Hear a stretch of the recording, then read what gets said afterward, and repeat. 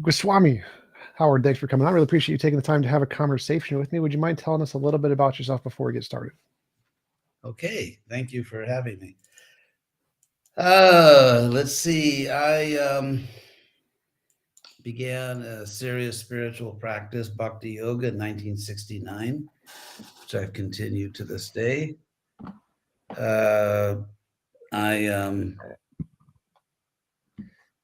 After several years of that spiritual practice and doing a lot of things like opening dozens of centers in Latin America and also North America, I went back to school, went back to college, which I dropped out of in the 60s. And I finished up an undergraduate degree at UCLA in world religions, then went to Harvard and did a doctorate there in Sanskrit and Indian studies.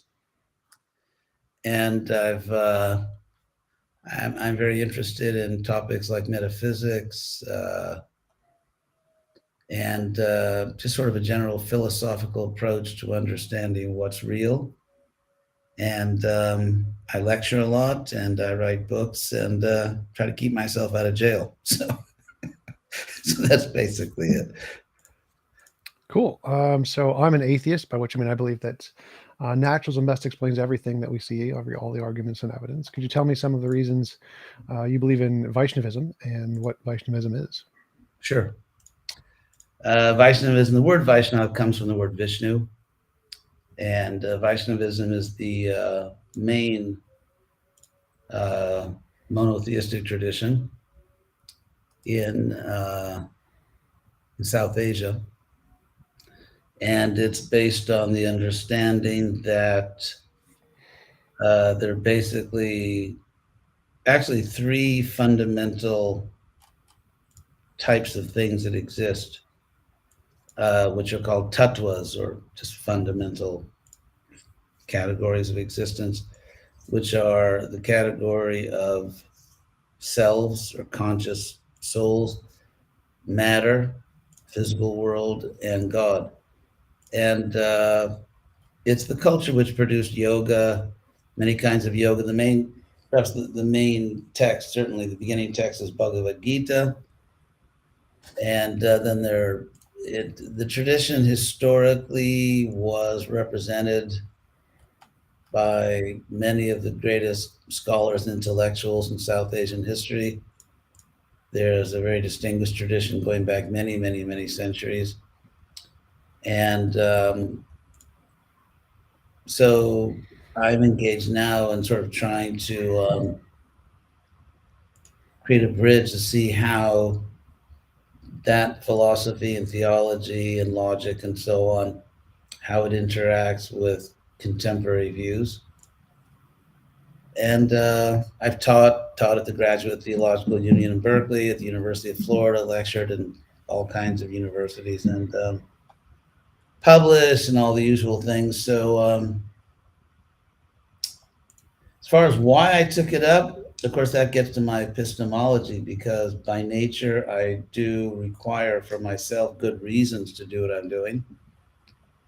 And so gathering all the evidence and looking at it from what I consider to be a reasonable perspective, I made my choice as far as what I think is real. And so here we are. Cool. So what would you consider like the evidence? Or so Vaishnavism is a belief about specific belief about Hinduism, like the predominant one. Is that accurate? Yeah, I mean, Hinduism, the word Hindu is actually a mispronunciation of a Sanskrit word. There's a word Sindhu, which was the name of a great river that historically divided what we now call India from the Persian Empire. And so in Persian, in ancient Persian, which is actually a dialect of ancient Sanskrit, they pronounced an S at the beginning of a word as an H. So they called the land on the other side of the river the Hindu land, or Hindustan, stan meaning like place. And so then when there was a Muslim invasion, roughly 1,000 years ago, invasion of India, brutal, actually, brutal invasion. And they brought this pronunciation. So they called everybody that wasn't a Muslim a Hindu. And gradually, with the next wave of colonialism, which was the British, it somehow, people in India didn't really use the word Hindu self-referentially until about 200 years ago or less. So what you find there was a whole collection of spiritual and religious traditions, but because they usually didn't kill each other over it, it didn't become clear to the West that they were actually different traditions. It's a good summary. I like that. So remember we had a conversation briefly last time about naturalism and epistemology. Yes. What do you think is the correct epistemology? Because most people in the secular community, scientific community, think that religious beliefs are mostly unfounded. And do you think that they're unfair in that assessment, or that they shouldn't be as critical? I think they are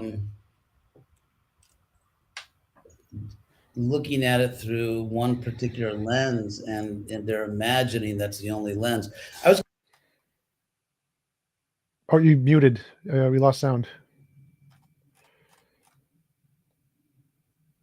Testing.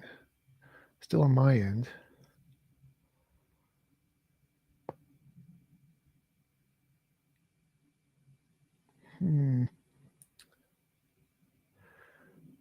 Try refreshing the page, or you can try the settings for the audio.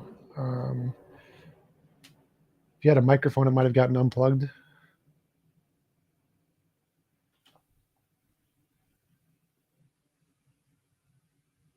Still nothing.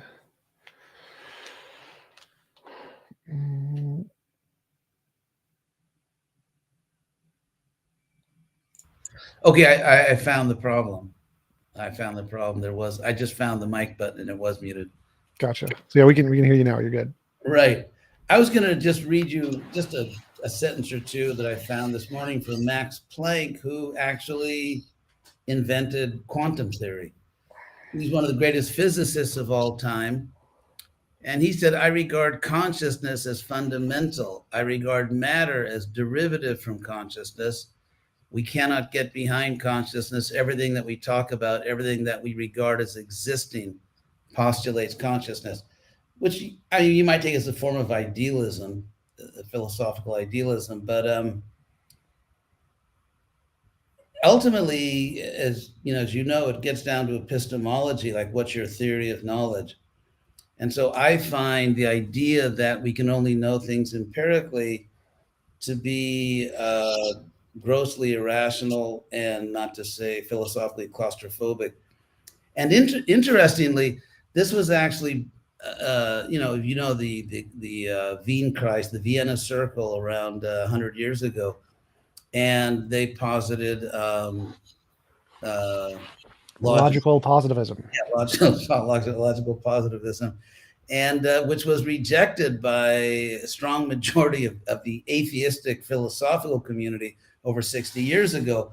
For one thing, because it's self-contradictory, because the statement that we should only accept as reliable facts things that are empirically verified, that statement can't be empirically verified because it involves immediately the most egregious form of circular reasoning. And so, I mean, to me, it's very clear that we have various ways of knowing. We have intuition, and all kinds of intuition. I mean, Plato talks about recollection. So the idea that the only means of knowing available to us is empirical, I think, is obviously not true. For example, take democracy. I mean, Jefferson says in the Declaration of Independence, we hold these truths to be self-evident. Self-evident being a technical philosophical term introduced by Aristotle. The idea being that it's self-evident that we are created equal, and that we have certain rights. And so if everything is just empirical, then we're not equal. Justice is imagination, and genocide is not morally wrong, because empirically we can't talk about right and wrong. So if we look at our deepest intuitions, about like some things are fair, unfair, some things are evil, like let's say raping people or murdering people and so on. Those are all metaphysical intuitions.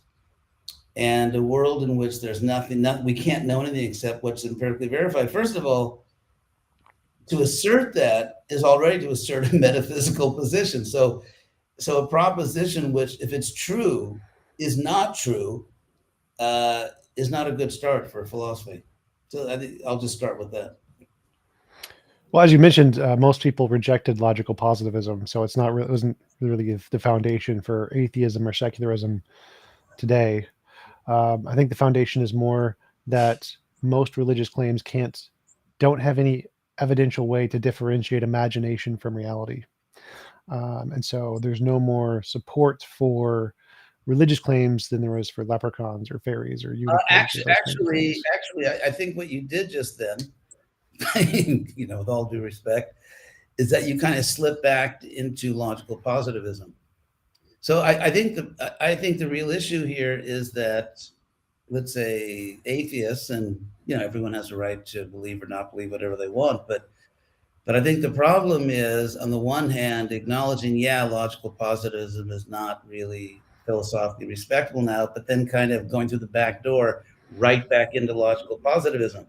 Because if it's not true that we need empirical proof to validate anything, I mean, nothing, or if we say we cannot claim to know anything unless it's empirically valid, which I think is absurd, then if you say there's no proof, I would say there is proof.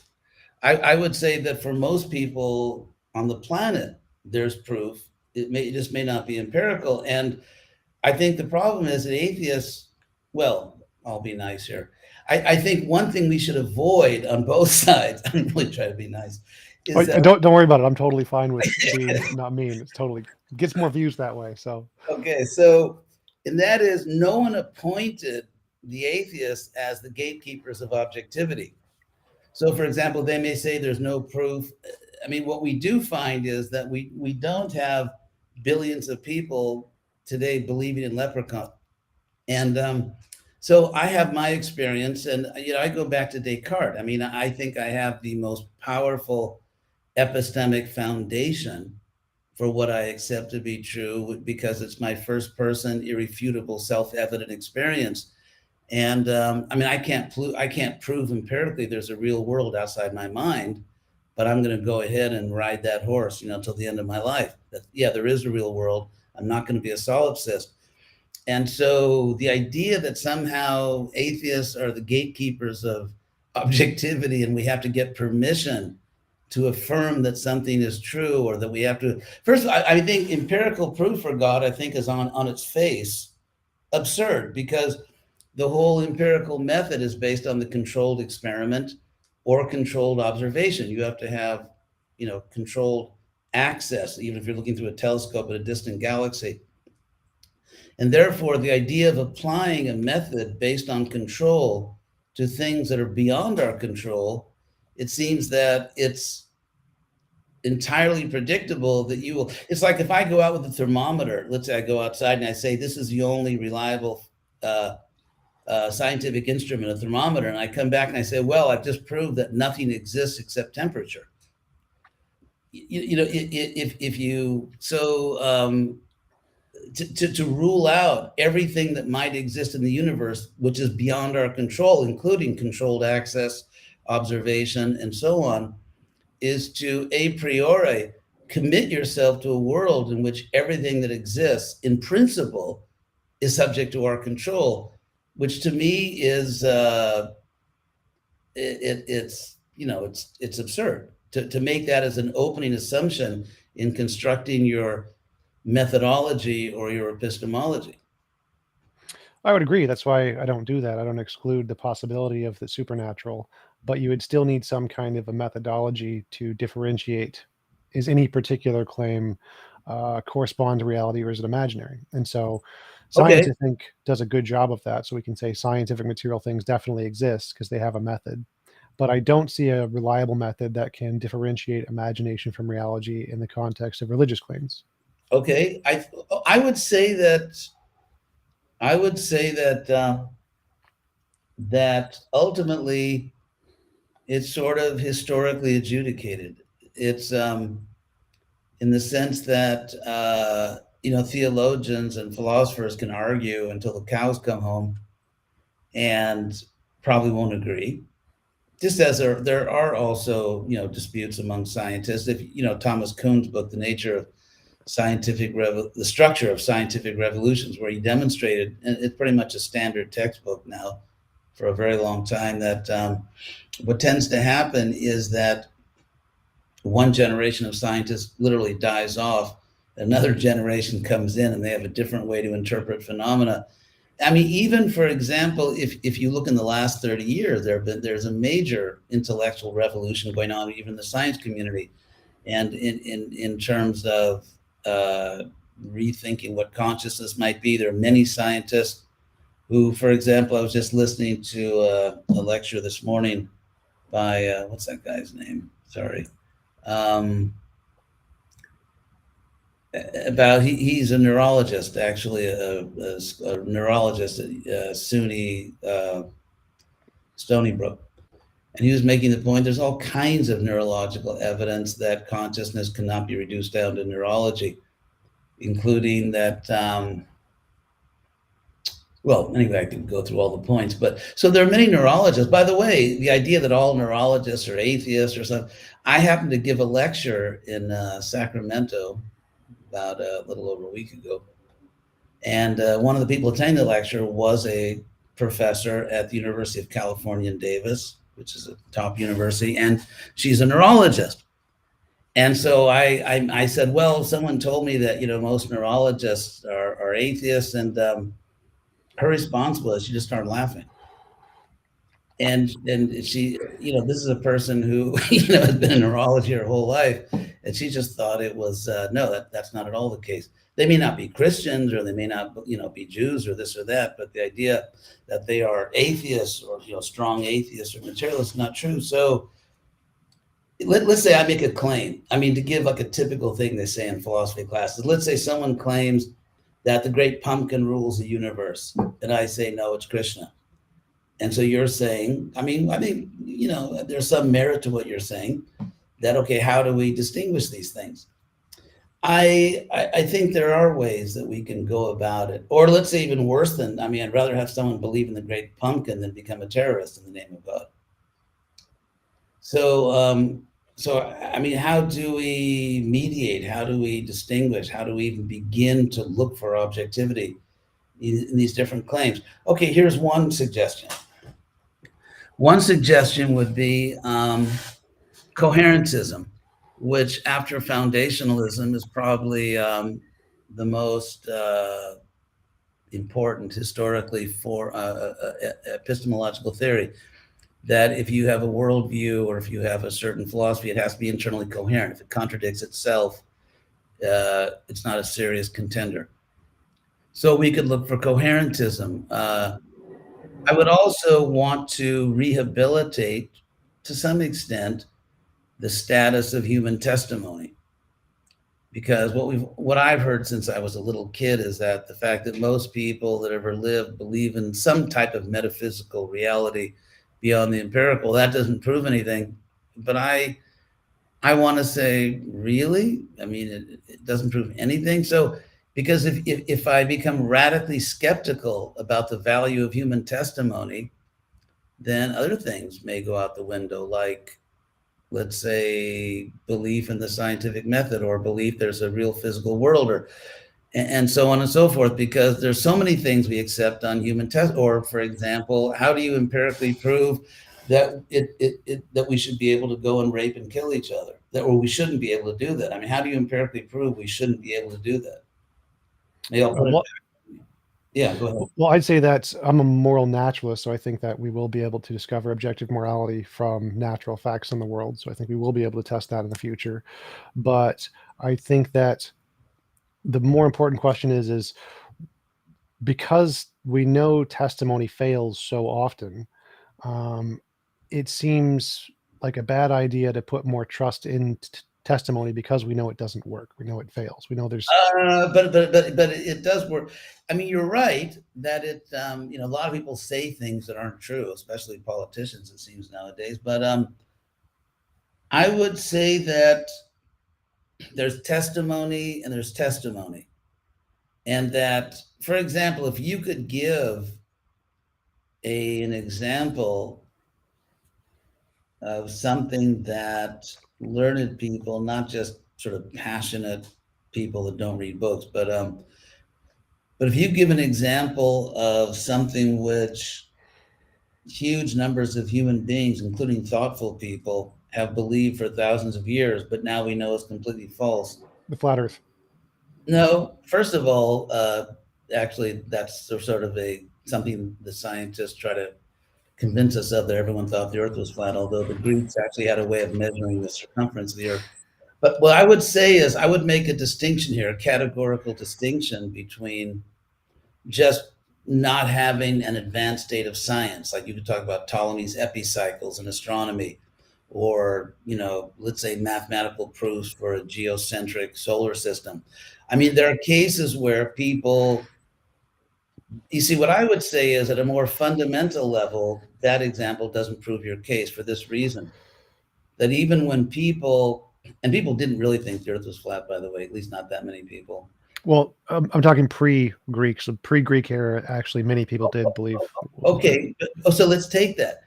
But then in that case, I would say it's simply an example where people had limited information, but they did believe, they shared our belief in the power of observation, which is the essence of science. They believed in the power of observation. They believed in common sense. They were not skeptical or cynical about what they could actually see in front of them.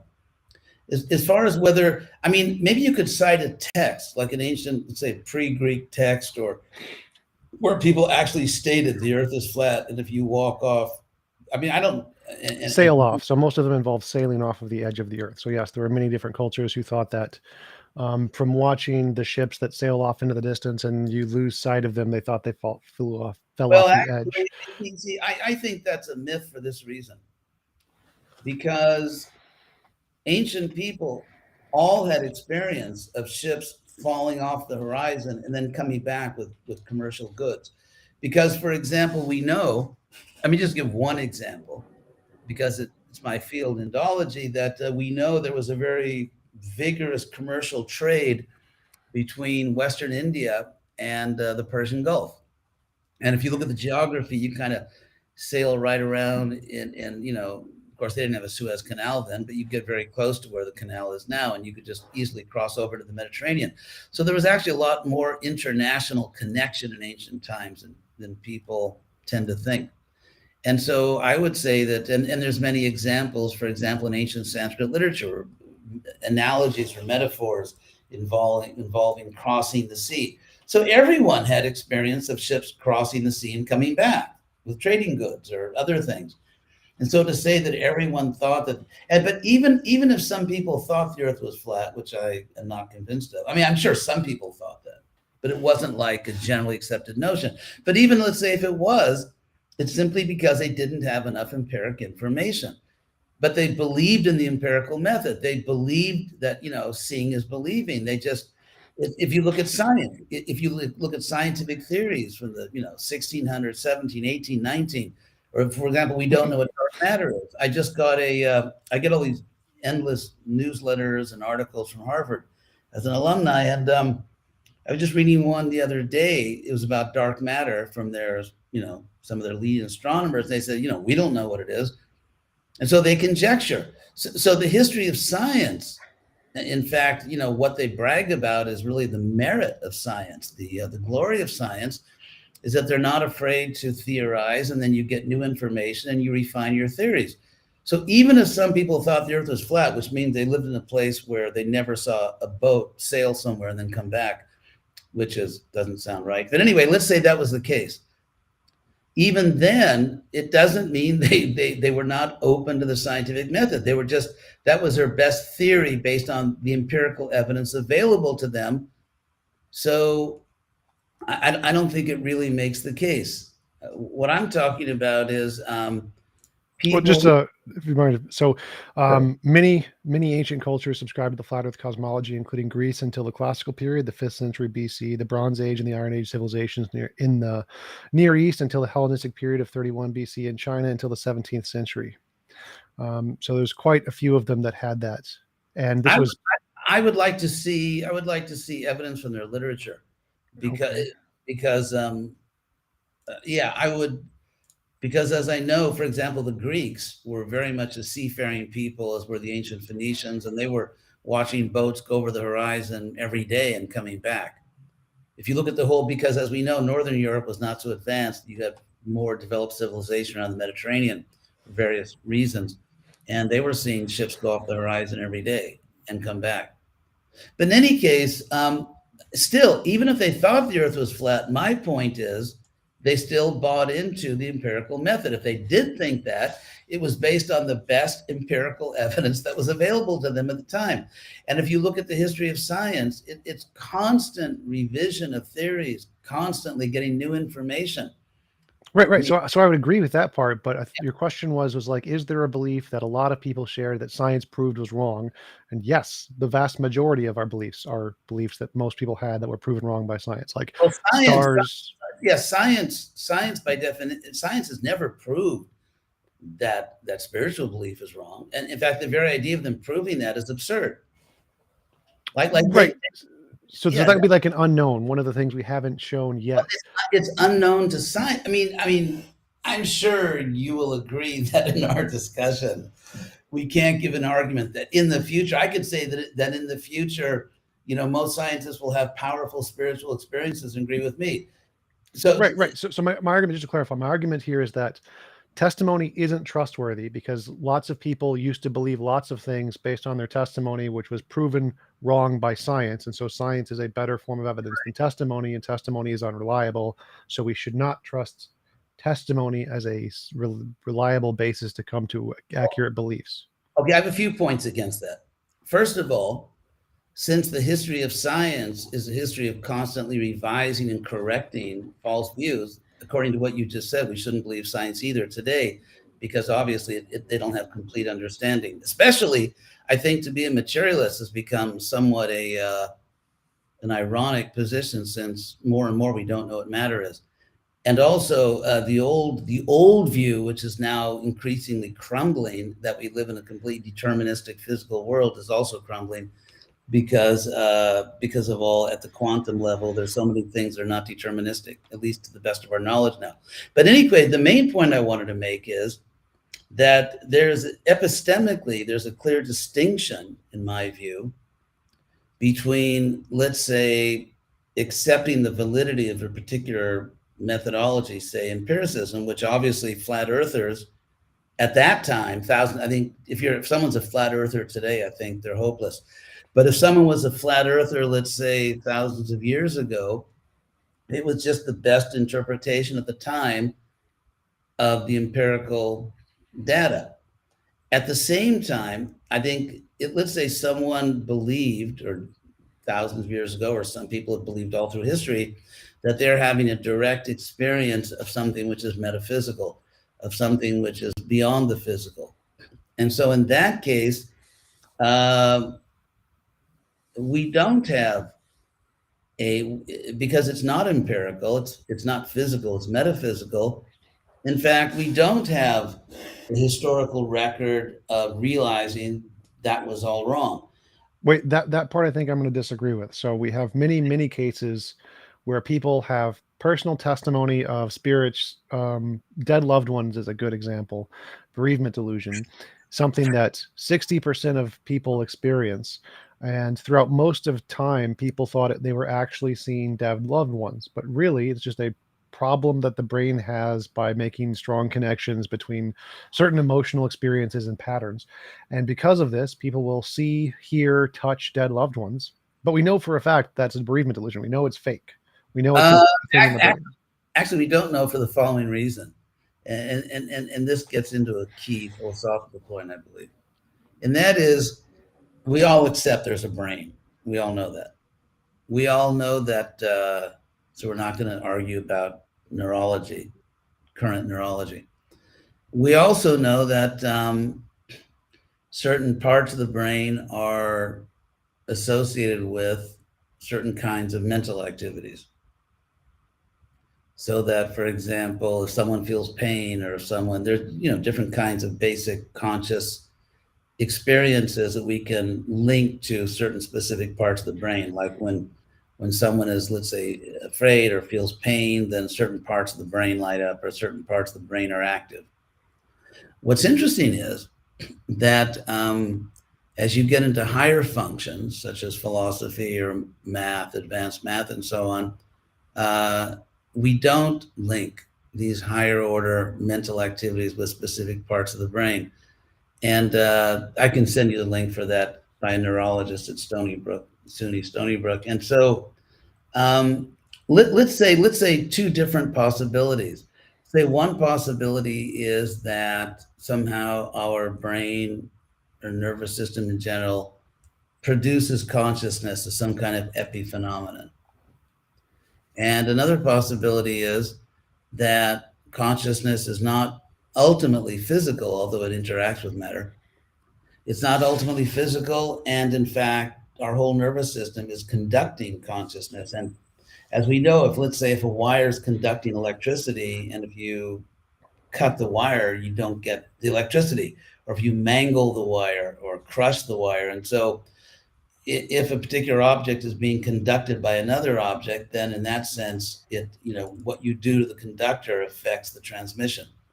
So if it's a fact, so in both cases, what I don't understand, what I'm not aware of is if the brain conducts consciousness or if the brain creates consciousness, how that would be obvious in neurological studies. It seems to me that in both cases, from the neurological point of view, as many neurologists actually say, I can't say majority of them, but there are very respectable neurologists who have done a lot of research and published a lot of papers and teach at prestigious universities, who feel that there's nothing in neurology which requires us to believe that the brain creates consciousness as opposed to conducting it. Well, I'm not sure that's relevant to my point. So in neurology, I know for sure the consensus is that hallucinations, bereavement delusions, false memories. Okay. But those are independent of physicalism. So we know that these happen. We know there's this. I'm sorry. I'll address your point directly. So so first I'll just lay out two simple options. One option is, as you said, it's bereavement delusion. Yep. And the other option is that people are communicating with departed ancestors or relatives or whatever. Sure. So I'm actually curious. This is a sincere question. What is there about the neurology that proves one and rules out the other? The correlation to all the other kinds of hallucinations that we have. So, for example, there are many hallucinations where people say they saw a horse or something physical. So they thought they saw a physical thing that literally wasn't there. Okay. And we can show this in certain kinds of hallucinations. Like if I show you a picture of a Rubik's Cube, have you seen this? There's a very famous optical illusion with a picture of a Rubik's Cube and there's two orange dots in the middle. And to our eyes, they look like they're very different colors. But when you delete the rest of the screen, they're the exact same color. And so in this case, this isn't like talking to a dead loved one. This is just your brain made a mistake. And we can show your brain made a mistake. Okay. So let's go with that. Well, I'm going to leading to somewhere here. And we know from these mistakes, if we build them together, it leads to more complicated mistakes. Like there's a specific kind of delusion people have where they will imagine being assaulted by someone. And there's a very specific case where a woman fell asleep in front of a TV and was watching an actor on a TV screen, and she accused him of raping her, but obviously had a very good alibi. He was on TV at the time on a live radio station. And so this case we know was false. This did not happen. This is just a hallucination. And so all of these cases are exactly analogous to the cases of people seeing dead loved ones. But for some reason, you want to treat that one as special and say maybe they actually saw the dead loved one. but that's exactly the same as saying, well, maybe he did actually teleport and was in two places at once and actually did assault her. Like, no, that's ridiculous. And so it seems to me that we can make, because of the large body of evidence of how delusions work and what phenomenon they explain, that we can see people seeing dead loved ones is exactly analogous to all these other things that it explains. And to think it's some special category where we should consider that maybe they actually saw a dead loved one would require some more evidence of other things that exist. Okay, Whereas okay, saying it's caused by these other hallucinations, we already have tons of evidence for, so it makes a lot of sense. okay. Interesting point. So let's for now just say go with the idea of bereavement delusion. Let's just go with that for now. However, it seems to me the weak link in your argument is to say that all metaphysical experiences are exactly analogous to bereavement delusion. For example, what about the delusion that somehow or other we all have equal rights, which is empirical meaninglessness? It doesn't, I mean, empirically, it doesn't mean anything because there's no such thing as a right empirically. There's no such empirical object. And so my point is that there are many metaphysical things, like, for example, the fact that it's wrong to rape and murder people, or, genocide is bad. There are all kinds of metaphysical assumptions we make, or, for example, the assumption that there's a real world outside our mind, which we can't empirically prove because that would be circular reasoning. So there's all kinds of and I'm not saying metaphysical assumptions are wrong, but there's all kinds of metaphysical assumptions we make which are not analogous to bereavement delusion. And so my argument obviously would have to be that, and by the way, I do not at all rule out that some people have very delusional quote unquote experiences about God. I think terrorists are extremely delusional when they think that, God wants them to go and, and blow up a school bus or something. I think that's total evil delusion. So I accept that there are delusional states of consciousness. I accept that people may have delusional religious visions or beliefs. However, just like there's pseudoscience.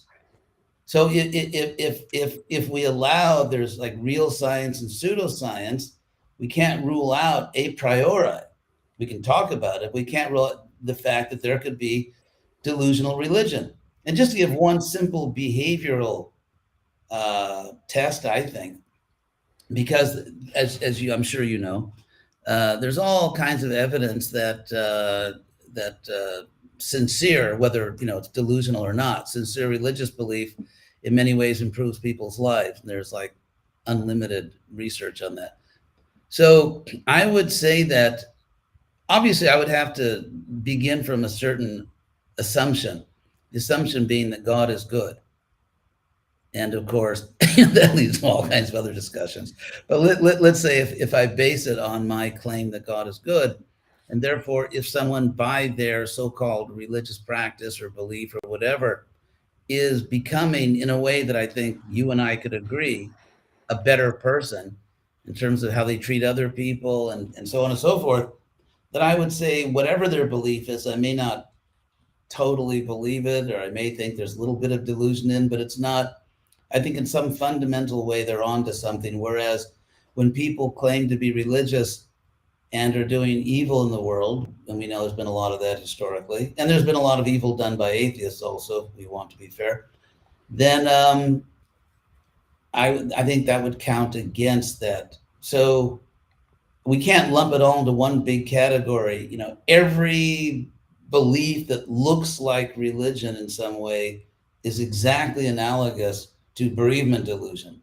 I think that's a huge assumption, which is going to break down in many ways. Well, sure. So I would agree that there's different kinds of beliefs, and different claims require different levels of burdens of proof, different kinds of evidence. And so, like, if you take morality, for example, I don't think there's any like super strong evidence of objective morality. I believe there is an objective morality, but the evidence we have is looking at patterns in moral intuition and moral progress and philosophical dilemmas and saying, oh, look, there's a pattern here. And we can infer this pattern by looking at changes in cultures through time and through technological gain and cultural shifts and say, there's a very clear pattern going in a single direction. And so in that case, we provided evidence. It's not simply the fact that lots of people believe this, that doesn't matter. And it's not the fact that it could definitely be a delusion. It could just be a product of evolution, and that's fine too. That's probably the strongest evidence of what explains morality. But at least we can provide some other basis of evidence here, which is that there's a very clear pattern of moral progress. Okay, but you see, the word progress is circular. Well, progress, the word there doesn't matter. There's a pattern, and whatever we label it doesn't matter. So because there is a consistent pattern in a single direction, whatever you want to call the direction doesn't make a difference, because that's still one direction, not the other. So there's a pattern. But I think it does make a difference for this reason. I mean, Kant talks about people's deep moral intuitions, which I'm not going to get into Kant because I disagree with him about a lot of things. But for most people, based on their deepest intuitions, and I don't rule out intuition as, under proper conditions, a legitimate form of knowing. For most people, let's say I'm morally outraged because I hear that someone raped someone or murdered someone or whatever, my outrage, I don't think that why didn't the perpetrator get the evolutionary biology memo? That, in other words, it's not really wrong to rape and murder and genocide. Those things aren't really wrong.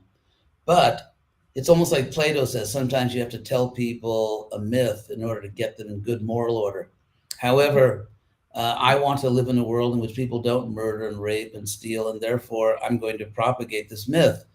I'm not only going to say that, and also it's not at all clear to me that blind evolution would bestow reproductive advantage on people who are moral. I think you could make a historical argument. I mean, at least it would be a debate.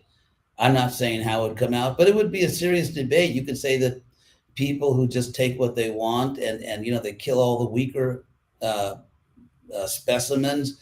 It's evolution, survival of the fittest. And if you look at the animal species, they're brutal and violent, and the alpha male kills the other males unless they back off.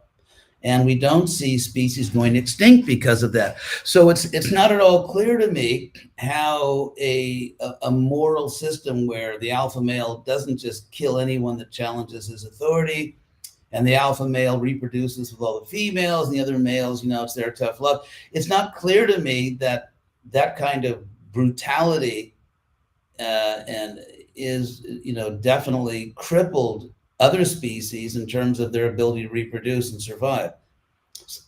So the argument that blind evolution would choose what we might agree on as a good moral system, where people respect each other's rights and people, nice people.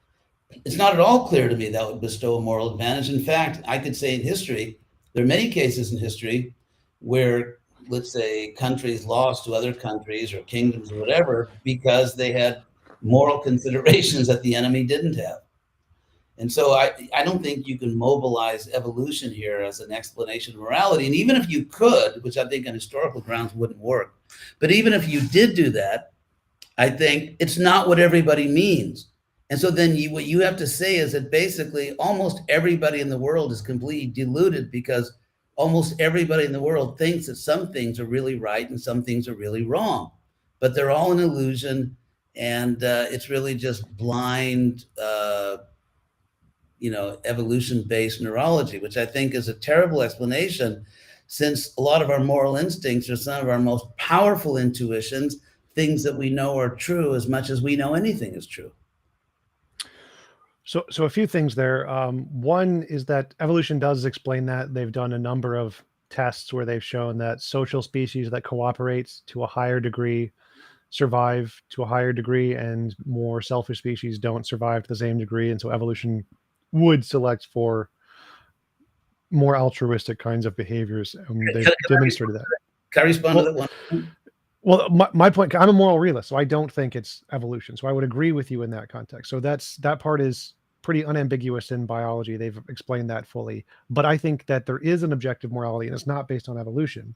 But the difference I'm trying to illustrate here is that for evolution, we have like evidence, moral progress. We have patterns that we can look at that show us, give us reason to believe this thing exists. That isn't just the intuition. We're not Uh, just looking at people's intuition. okay, a couple of points here. Number one, um, I always observe what I consider to be pretty comical attempts by some of these materialistic scientists to sort of say that, yeah, you can be an atheist and you can be a physicalist and all that. You're not going to lose anything you really care about, like morality. And I think their theories are absurd, because if you say that, let's say that it's true, as you said, that in order for I don't know, group of animals of whatever species to flourish in terms of surviving and all that, there has to be a certain degree of cooperation, and if that degree of cooperation is lacking, then they won't do as well. However, the degree of cooperation needed for survival and even flourishing is still way below the morality bar of what we would consider to be a civilized society. Because, for example, lions, the male lion, sometimes kills its own children. And yet lions aren't going extinct because of that. So at the same time, lions do cooperate. So the fact that there's a minimum level of cooperation needed to survive or flourish doesn't mean that minimum level is anything we could recognize as a moral society. That's one point. Another point is that I think I forgot it. So you're lucky I forgot my other point.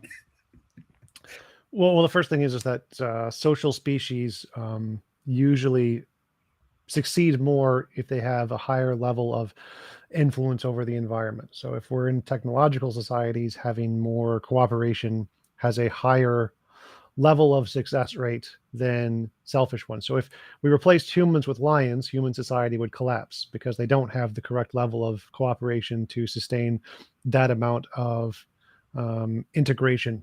And so the level of cooperation required to build a successful society increases with the amount of influence the society is interacting with the environment, or something along those lines. Oh, okay, but okay, so let's say, I mean, I'm not sure about that, but let's just go with it for the moment.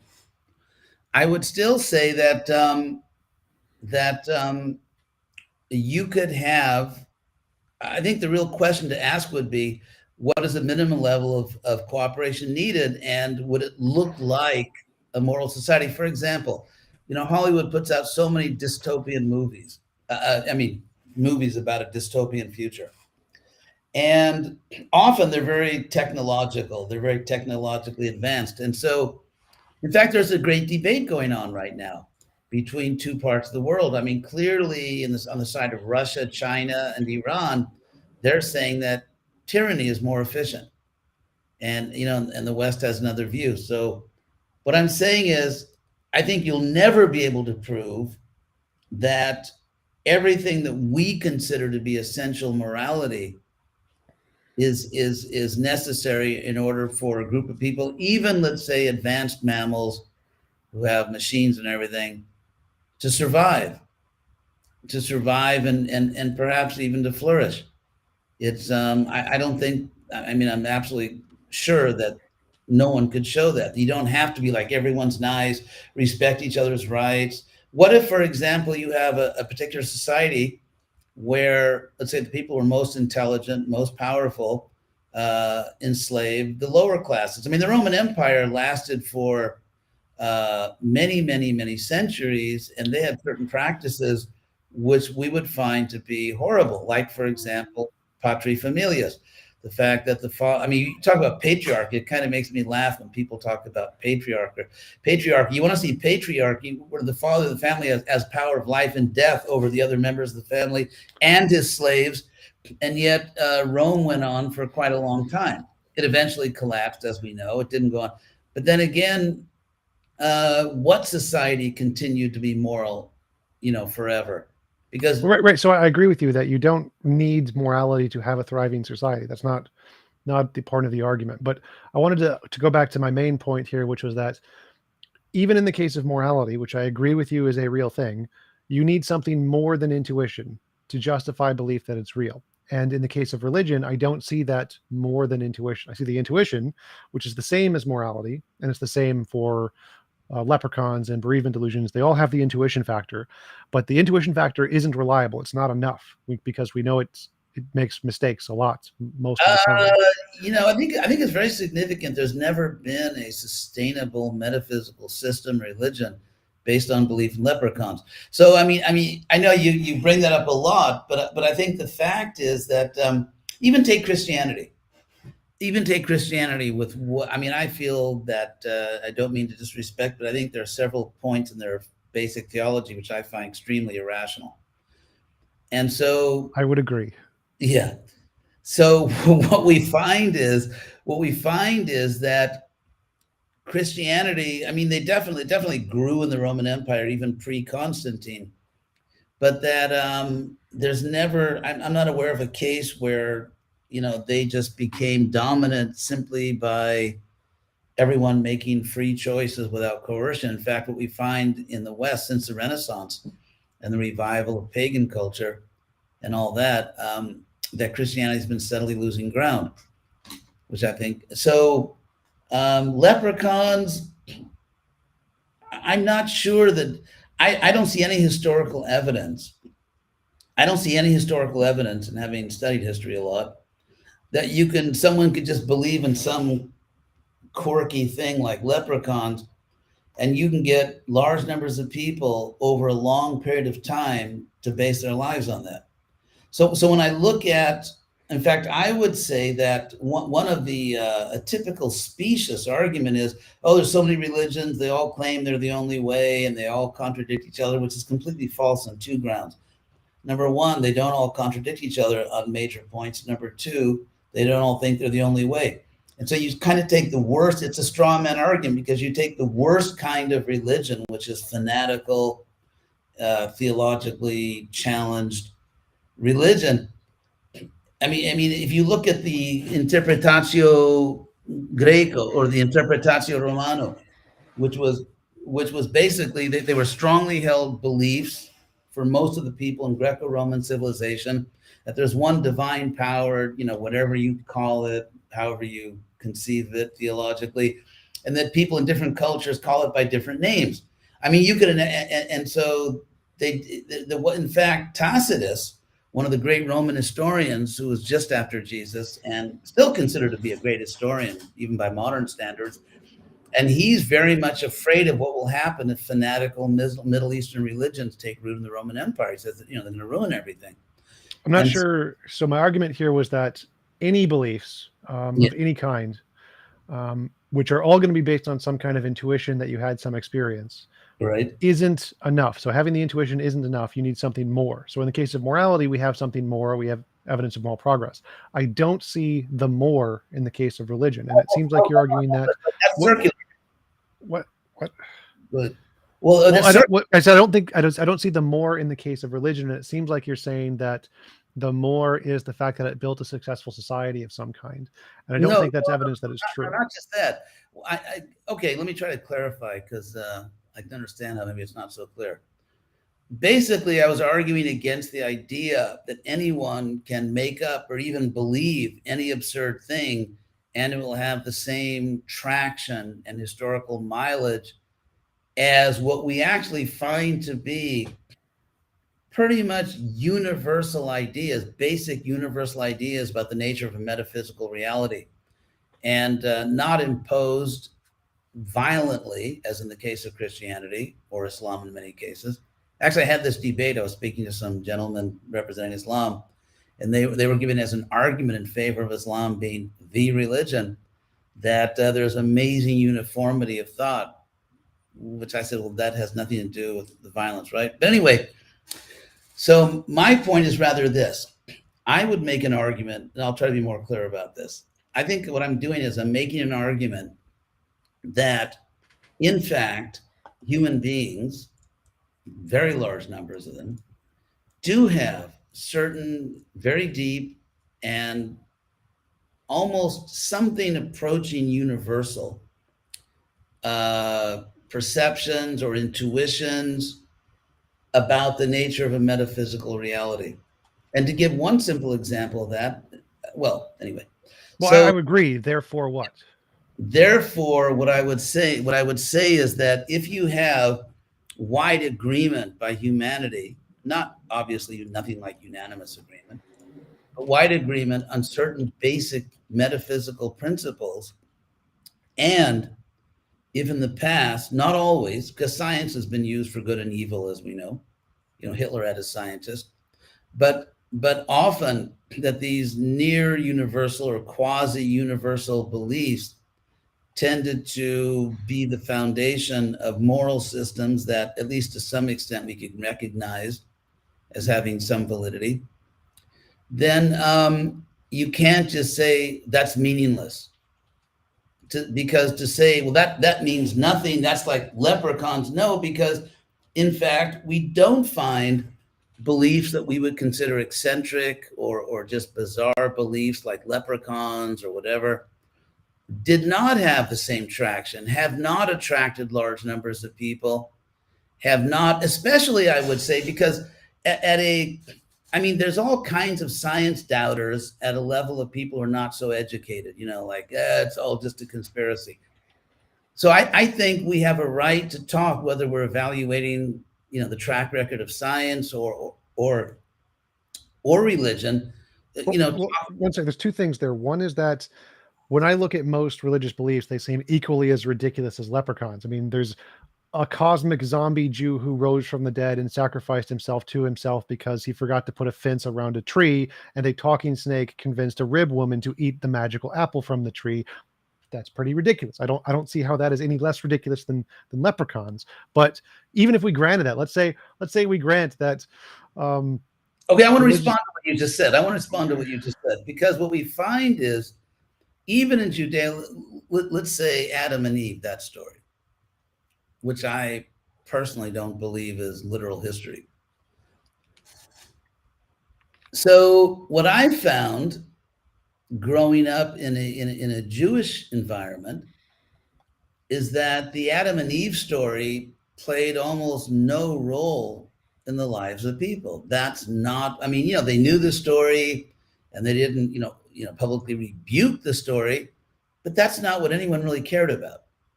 And so in every religion, and frankly, you can find all kinds of bizarre, eccentric theories in science, which at one time were the scientific mainstream. And I would not at all rule out that some current beliefs, not proven facts, but current beliefs, best guesses about dark matter, turn out to be just as laughable. So the point is, if we look at not what someone said who wrote a holy book, but what actually was the foundational convictions and intuitions of people who had some level of education, and in terms of their faith, in terms of their belief, it wasn't about Adam and Eve, and at least not the way I grew up. And it wasn't about, so we have to compare apples and apples here. There have been many very eccentric scientific theories which were disproven. Well, I agree with you. My point is that people believe lots of completely ridiculous things all the time. Like take Scientology, right, where the Xenu nuked the volcanoes to free the souls of the Wobblegoos. Or take Mormonism, where Jesus went to Idaho after he died and rose from the dead. There are lots of completely ridiculous beliefs. And so I think it's false to say that religions are not equivalent to leprechauns. I mean, leprechauns just don't have any implications about ontology. The reason I say that, the reason I still say that, is because I think you're mixing two things. And that is, on the one hand, there are basic intuitions. I think very few people besides Joseph Smith had a basic intuition that Jesus went to Idaho. What I think happens, based on my own experience with religious movements and religious life, is that you have basic truths about, basic theological or metaphysical truths. And when people discover those within a particular tradition, whatever the tradition is, because the experience can be so powerful, it's kind of like it's a package deal. Like, okay, you had this powerful experience with God with us, so It's like I compared, if you go to the store and you just say you want to buy one apple, but that store is only selling bags of 5 apples. If you want one apple, you buy 5 apples. And so those things about Jesus in Idaho, I would say, maybe some people, but so I'm talking about the fundamental core, and then there's a superstructure where, okay, once you are convinced you had an experience of God or a soul, now here's all the theology that goes with it. Whereas Well, I think the fundamental core consists of tens of thousands of fallacies and biases and delusions and illusions. So one of the most common ones is that after you watch a scary movie, you feel like you're afraid of the dark because you think there might be a monster there. This is a fundamental intuition that pretty much all human beings have when they're afraid. They're afraid of the dark. And this is not a rational thing. it is, it's totally rational. It's totally rational. Well, no, there's no monsters in the dark. Like there can be. No. What I'm saying is, okay, when I was a little kid, I believed in the tooth fairy. I became, tooth fairy agnostic pretty early in life. But the fact is that most people do not believe there are monsters in the dark. However, just in terms of just a purely empirical, physicalist point of view, the dark is dangerous because if you can't see, you don't know what's there. And I know, for example, let's say I'm in my house and the doors are locked and the lights suddenly go out at night, and I'm trying to find a candle or something. So I'm not so afraid. Let's say I'm walking on a highway or driving my car and I suddenly can't see for whatever reason. Let's say all the street lights go out and I'm driving at high speed. It is dangerous. The dark is dangerous. And therefore, I think very few people actually believe in there's monsters in the dark, but they do believe rationally that to suddenly be in a situation where you need vision just to be safe and suddenly you can't see, that is dangerous. It's a rational fear. Well, the reason I bring this up is because prior to scientific progress, many cultures actually thought there were demons that literally lurked in the darkness. And if the lights went out, the demons could get you. And this is a very common religious belief throughout history. And it was an intuition that was wrong. Okay. But what you also find is that in these ancient civilizations, that those beliefs tended to be embraced by people who were not the best and the brightest. For example, Plato's Republic.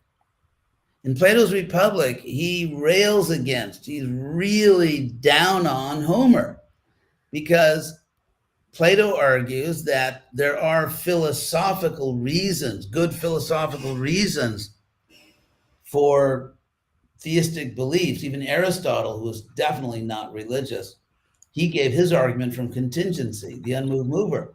However, Plato says that Homer, the Iliad and the Odyssey, which is kind of like the core of the Paideia, the Greek educational curriculum, which was very popular around the Roman world, is nonsense. And actually Plato makes this very, very radical statement that we should stop teaching Homer to children because it's giving them a very irrational view of metaphysical things. So you can, again, it seems to me it's just like a series of straw man arguments. Take the stupidest people, take the most superstitious people, and they represent a civilization. I mean, look at American voters, for God's sake. So when I mention these are things that happen in all human brains. This is a fallacy that is in all human brains. That's why it's a named fallacy. No. I don't believe that all human brains thought that there are scary creatures in the dark. I think that more rational people understood on very good grounds that the dark is dangerous. This is called a type 1 and type 2 error. It's one of the classical examples in neurology of things that the brain does because of evolution that are just false illusions that happen to just pretty much every human being. That's just innate in human brains. So we know that there's tens of thousands of fallacies, biases, illusions, delusions, hallucinations that are named. And they're named because we know that they are things that happen in pretty much every human brain. No. Every human brain doesn't think there are little monsters in the dark. But I think every human brain rationally thinks, and this is what evolution would tell us, not there's monsters. That I think is a cultural superstructure. I think what every human brain rationally believes that in certain situations, if the lights go out or if I'm suddenly in the dark, is dangerous. I mean, I personally would not at all want to walk through a forest at night in the dark without a flashlight, or even with a flashlight, because there are all kinds of predatory creatures. And for example, where I live, they have, all around, I live in this actually beautiful area in the hills of Southern California by campus. And there are all these signs saying, watch out for rattlesnakes. And so I absolutely would not want to step on a rattlesnake in the dark or run into a mountain lion. So I don't think we're wired to think there are these evil creatures in the dark. And the proof that we're not wired for that is that most people don't believe it, and most people haven't believed it. And we have proof from thousands of years ago in Plato and other writers. So look at America today. Well, the proof here is that we have an intuition to be afraid of the dark, and then people take their cultural beliefs and try to explain why that's the case. Some people, all people do this. This is why every religion exists. This is why every cultural belief is why leprechauns exist. What you're saying is empirically not the case. Because, for example, I never believed that. I never believed there were monsters in the dark. No one in my family ever believed that. And no one I ever knew ever. No. You have an intuition to be afraid of the dark. Everybody has that. And that's an intuition to explain the unknown. But I'm very glad I have that, because that doesn't matter. This is what I'm proving. So this part is correct. Everybody has a fear of the intuition, and everybody has an intuition to try to explain things they don't know. They make up stories to explain the unknown. No, everyone doesn't do that, because I always was a little nervous if I was alone, out in the world in the dark. And I never, ever, and no one I've ever known in my life ever made up a story about it. Yes, they do. That's literally, the brain does this. So if you try to see someone in the dark and you think it's a family member, your brain is doing that. So this is something that literally have been proven. Every brain that is alive does this. It's just a however, if you are but that's not, thinking or hoping. I'd have to see the studies, because I've never, ever experienced, I don't know anyone that's ever experienced the things you're calling universal. Type 1 and type 2 errors, they are literally universal. This has been proven scientifically. We have dozens of studies. Google type 1 and type 2 errors. Then why didn't I ever experience it? You did. You've experienced type 1 and type 2 errors. They're called false positives and false negatives. Irrational child. I'll give you an example. One time I was attending a spiritual festival in West Virginia, and there was no indoor plumbing, and I needed to, so I had to go out, and this was on a hilltop in West Virginia. It was like pitch dark. I don't even know how I made it. And I didn't want to relieve myself right next to the house I was staying with other people. So I walked a little bit, maybe 20 yards, and to relieve myself. And then I heard someone else moving in that area. And my first instinct was not that it's a family member, but that, and one of the reasons, of course, I was a little concerned is because I had a shotgun pulled on me by a redneck hillbilly the day before. But in any case, it's just not, you can't just declare things to be universal when so many people have never experienced anything like that. Yes, I would say that being afraid of the dark in certain conditions, not in others, in fact, is something given to us by nature to protect us. And being afraid of the dark is a single example of which there are millions examples of things. However, I never met anyone in my life. I never met anyone in my life that made up a story about some kind of monsters in the dark. I've never, this is when you just told me this. You're religious. You literally have. No, I haven't. No, but you're begging the question so egregiously. Because this doesn't matter to the argument. Being afraid of things in the dark. Being afraid of things in the dark is one example. It doesn't matter if anyone in your life has experienced this. Being afraid in the dark is rational. It doesn't matter. That's not the point I'm making. That is irrelevant to the point I'm making.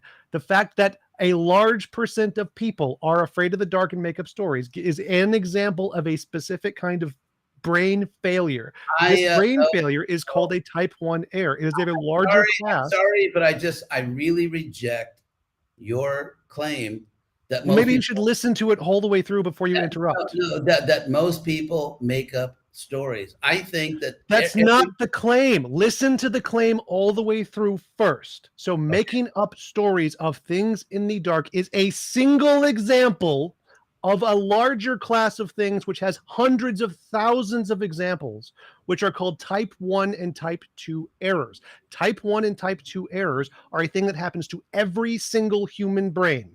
And the fact that you make up stories in the dark is a common example to help people understand what this is. It is not required that people make up stories in the dark to experience type 1 and type 2 errors. Okay. However, you have a major point for the following reason.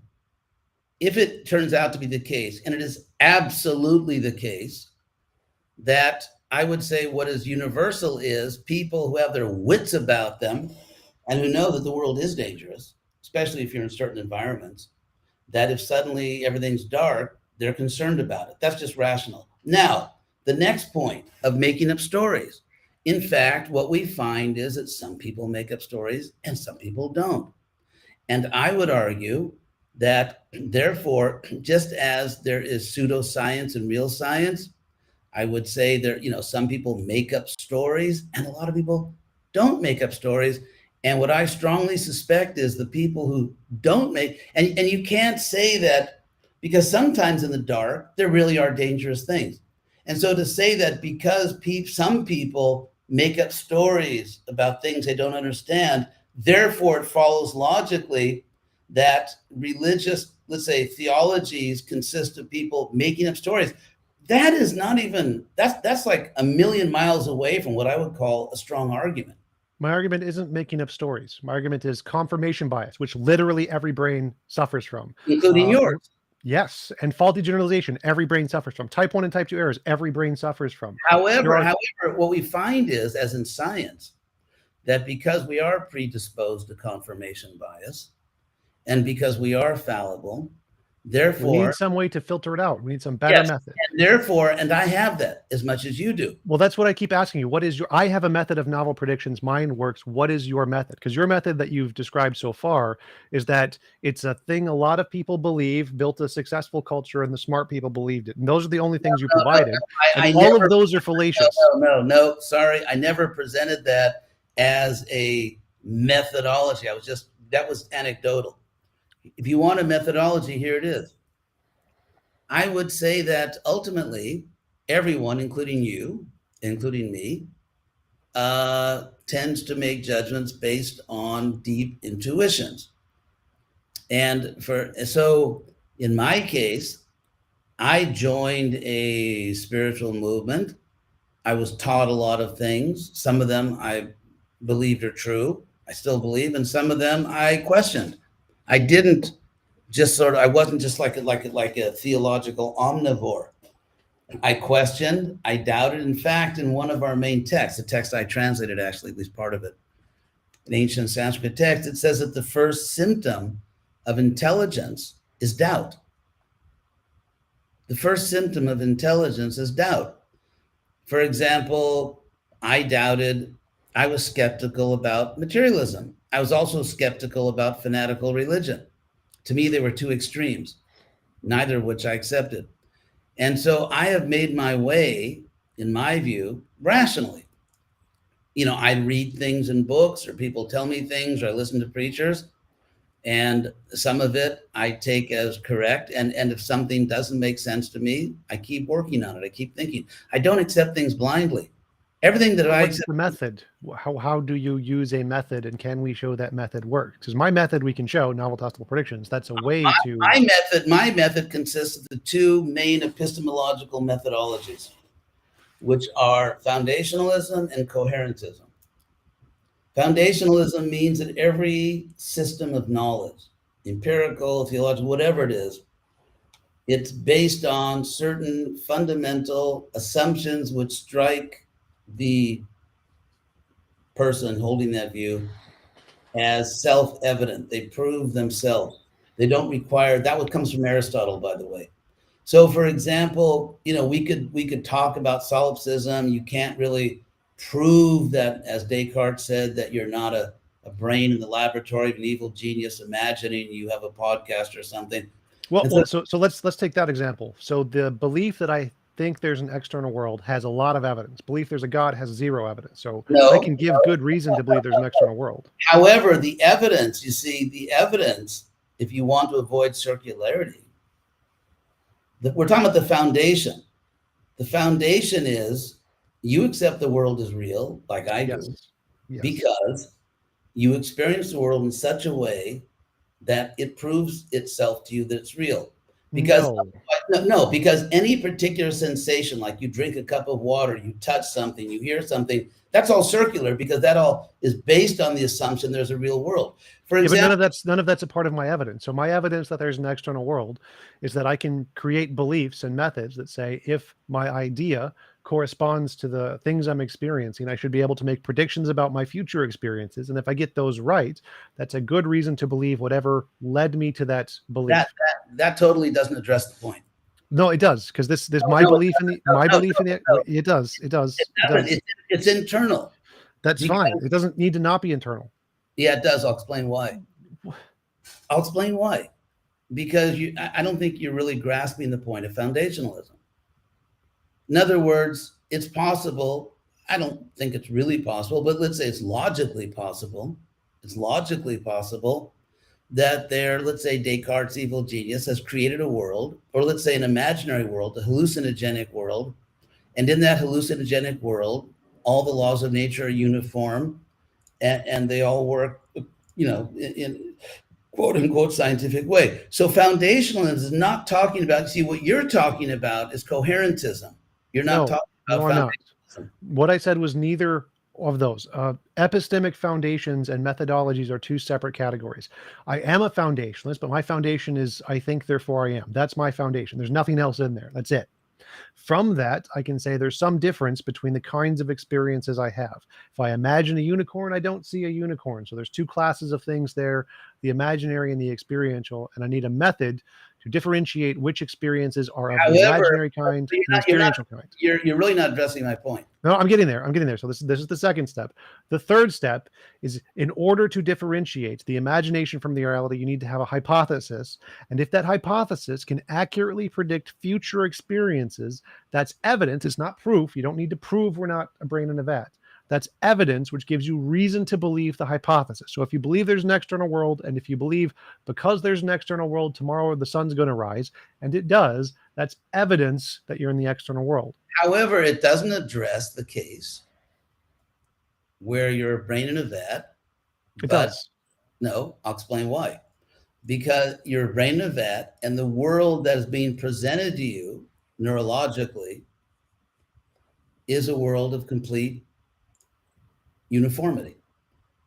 And so therefore I did address that. So like, if I suppose I'm in a brain in a vat, but I believe I'm in the external world, and I say, if I'm in the external world, the sun will rise tomorrow, and I see the sun rise, my belief that there's an external world has evidence. I'm justified in believing there's an external world, even if there's not. You see, you're still not going down to the foundation. That's not foundationalism. My foundationalism is I think, therefore I am. There's nothing more in my foundationalism. That's the entirety of my foundationalism. Well, fine. But what I'm saying is that if it were the case that the evil genius, Descartes' evil genius, with a technology far beyond what we have today, created a world in your mind. Yes, I would be wrong, but it would still be evidence. Of complete regularity. It gets to the Gaudiya problem, where you can have a justified true belief. Justified false belief. It would be false. So if I have a belief that I'm in the external world, and it's justified because I have evidence from novel predictions, but I'm in a brain in a vat, it would be false. It would be a justified false belief. For example, let's say I'm having a dream. And in my dream, the laws of nature operate as they usually do. There's nothing psychedelic in my dream. I'm just having a dream, and just the normal laws of nature are operating. And then I wake up, and then I'm not trying to prove, by the way, there's no physical world. And then I wake up from my dream, and I see, well, that was a dream. Now, you can't empirically prove that the world you see when you're awake is more real than the world of your dream. You can't empirically prove that, but that's the case. You don't need to prove it. You can have evidence of that. So if you say the world is external and it's real. No, I'm saying but in the dream world, the laws of nature were operating normally. Right. And so you could have evidence that the external world is real, even though you're in a dream. However, what I'm saying is logically, let me try to explain this to you better. So I have a method, and I can apply this method whether I'm in a dream or I'm in Descartes' demon or the world is real. And if the method works, then I have a reason to trust that method. Doesn't matter if I'm right. I could be completely wrong. My method could be totally wrong, but it's still evidence. So I have a reason, I have justification to believe there's an external. But wait. You don't have a method. You have not provided a method. Well, I have a method. One sec. Yeah. I have a method that I can use to justify my beliefs that can do a good job of differentiated imagination from reality as far as I can tell. So I have a reason to believe there's an external world because I can apply a method to it. You haven't given me a method. Okay, so I'll give you one. I'll give you one. First of all, in my epistemic system, there are true intuitions, and I can experience things as real, which are not simply empirical. And yet I can experience them as real because I have the power to do so. And you see, I think we have to distinguish here between a magical world and a mystic world. A magical world like Harry Potter is not, things don't obey all kinds of laws. It's just a magical world. So I've been living my life for well over 50 years based on certain principles, and I live in a completely rational world, spiritual context, which is completely rational, in which causes and effects follow perfectly according to what I thought they should, the way they should. And I'm proceeding. It doesn't in any way disable me in terms of functioning at a very good level in the material world. I've been very successful in my, let's say, external life as well. I know how to keep my bank accounts, and I know how to keep myself healthy, and I know how to, keep friends and everything. So, all the usual ways you measure, like, are you a functional human being? Are you having a good life? I'd say, yeah, I'm having a great life in the material world. But at the same time, I have a spiritual life. And so if you say that intuitions are just like leprechauns or something, then of course the whole thing just collapses. But what I'm saying is that there are spiritual systems which are not empirical, but in which there's constant confirmation. Things proceed in an orderly way by cause and effect. And one can directly experience that in a way which is absolutely undeniable. And the fact that some people don't have that experience doesn't mean it's not true. It means they just don't have that experience. There's no law, there's no objective law that atheists can simply declare that unless I experience it, it's not true. I mean, it's not true for you. I totally understand it's not true for you, but that doesn't mean it's not true. It's just not something that you've experienced, and therefore it's not something which you are justified in believing.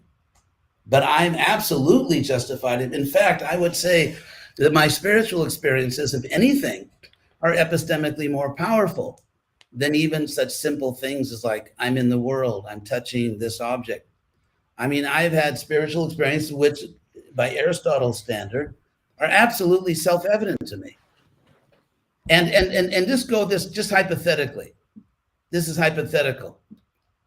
If it were the case that there's a God, and if it were the case that God is inclined to make himself, herself, themself, whatever, not going to do the pronouns. If that God were inclined to make itself, whatever, known, and obviously has the power, but God to make himself known under certain appropriate circumstances, and some people actually do get that knowledge, and they know it as much or more than they know anything else, then they're epistemically justified. And that epistemic justification does not require that people who don't have the experience consent or agree to it. Right, but I don't care about the people who don't have the experience. For it to be justified for you, you need to have a method that I do have a method. It's called Bhakti Yoga. I do have a method. One sec. So that hasn't been proven to be faulty. So if your method is intuition, and we know intuition fails, your method fails. No, we know that empiricism fails, but some empiricism is correct.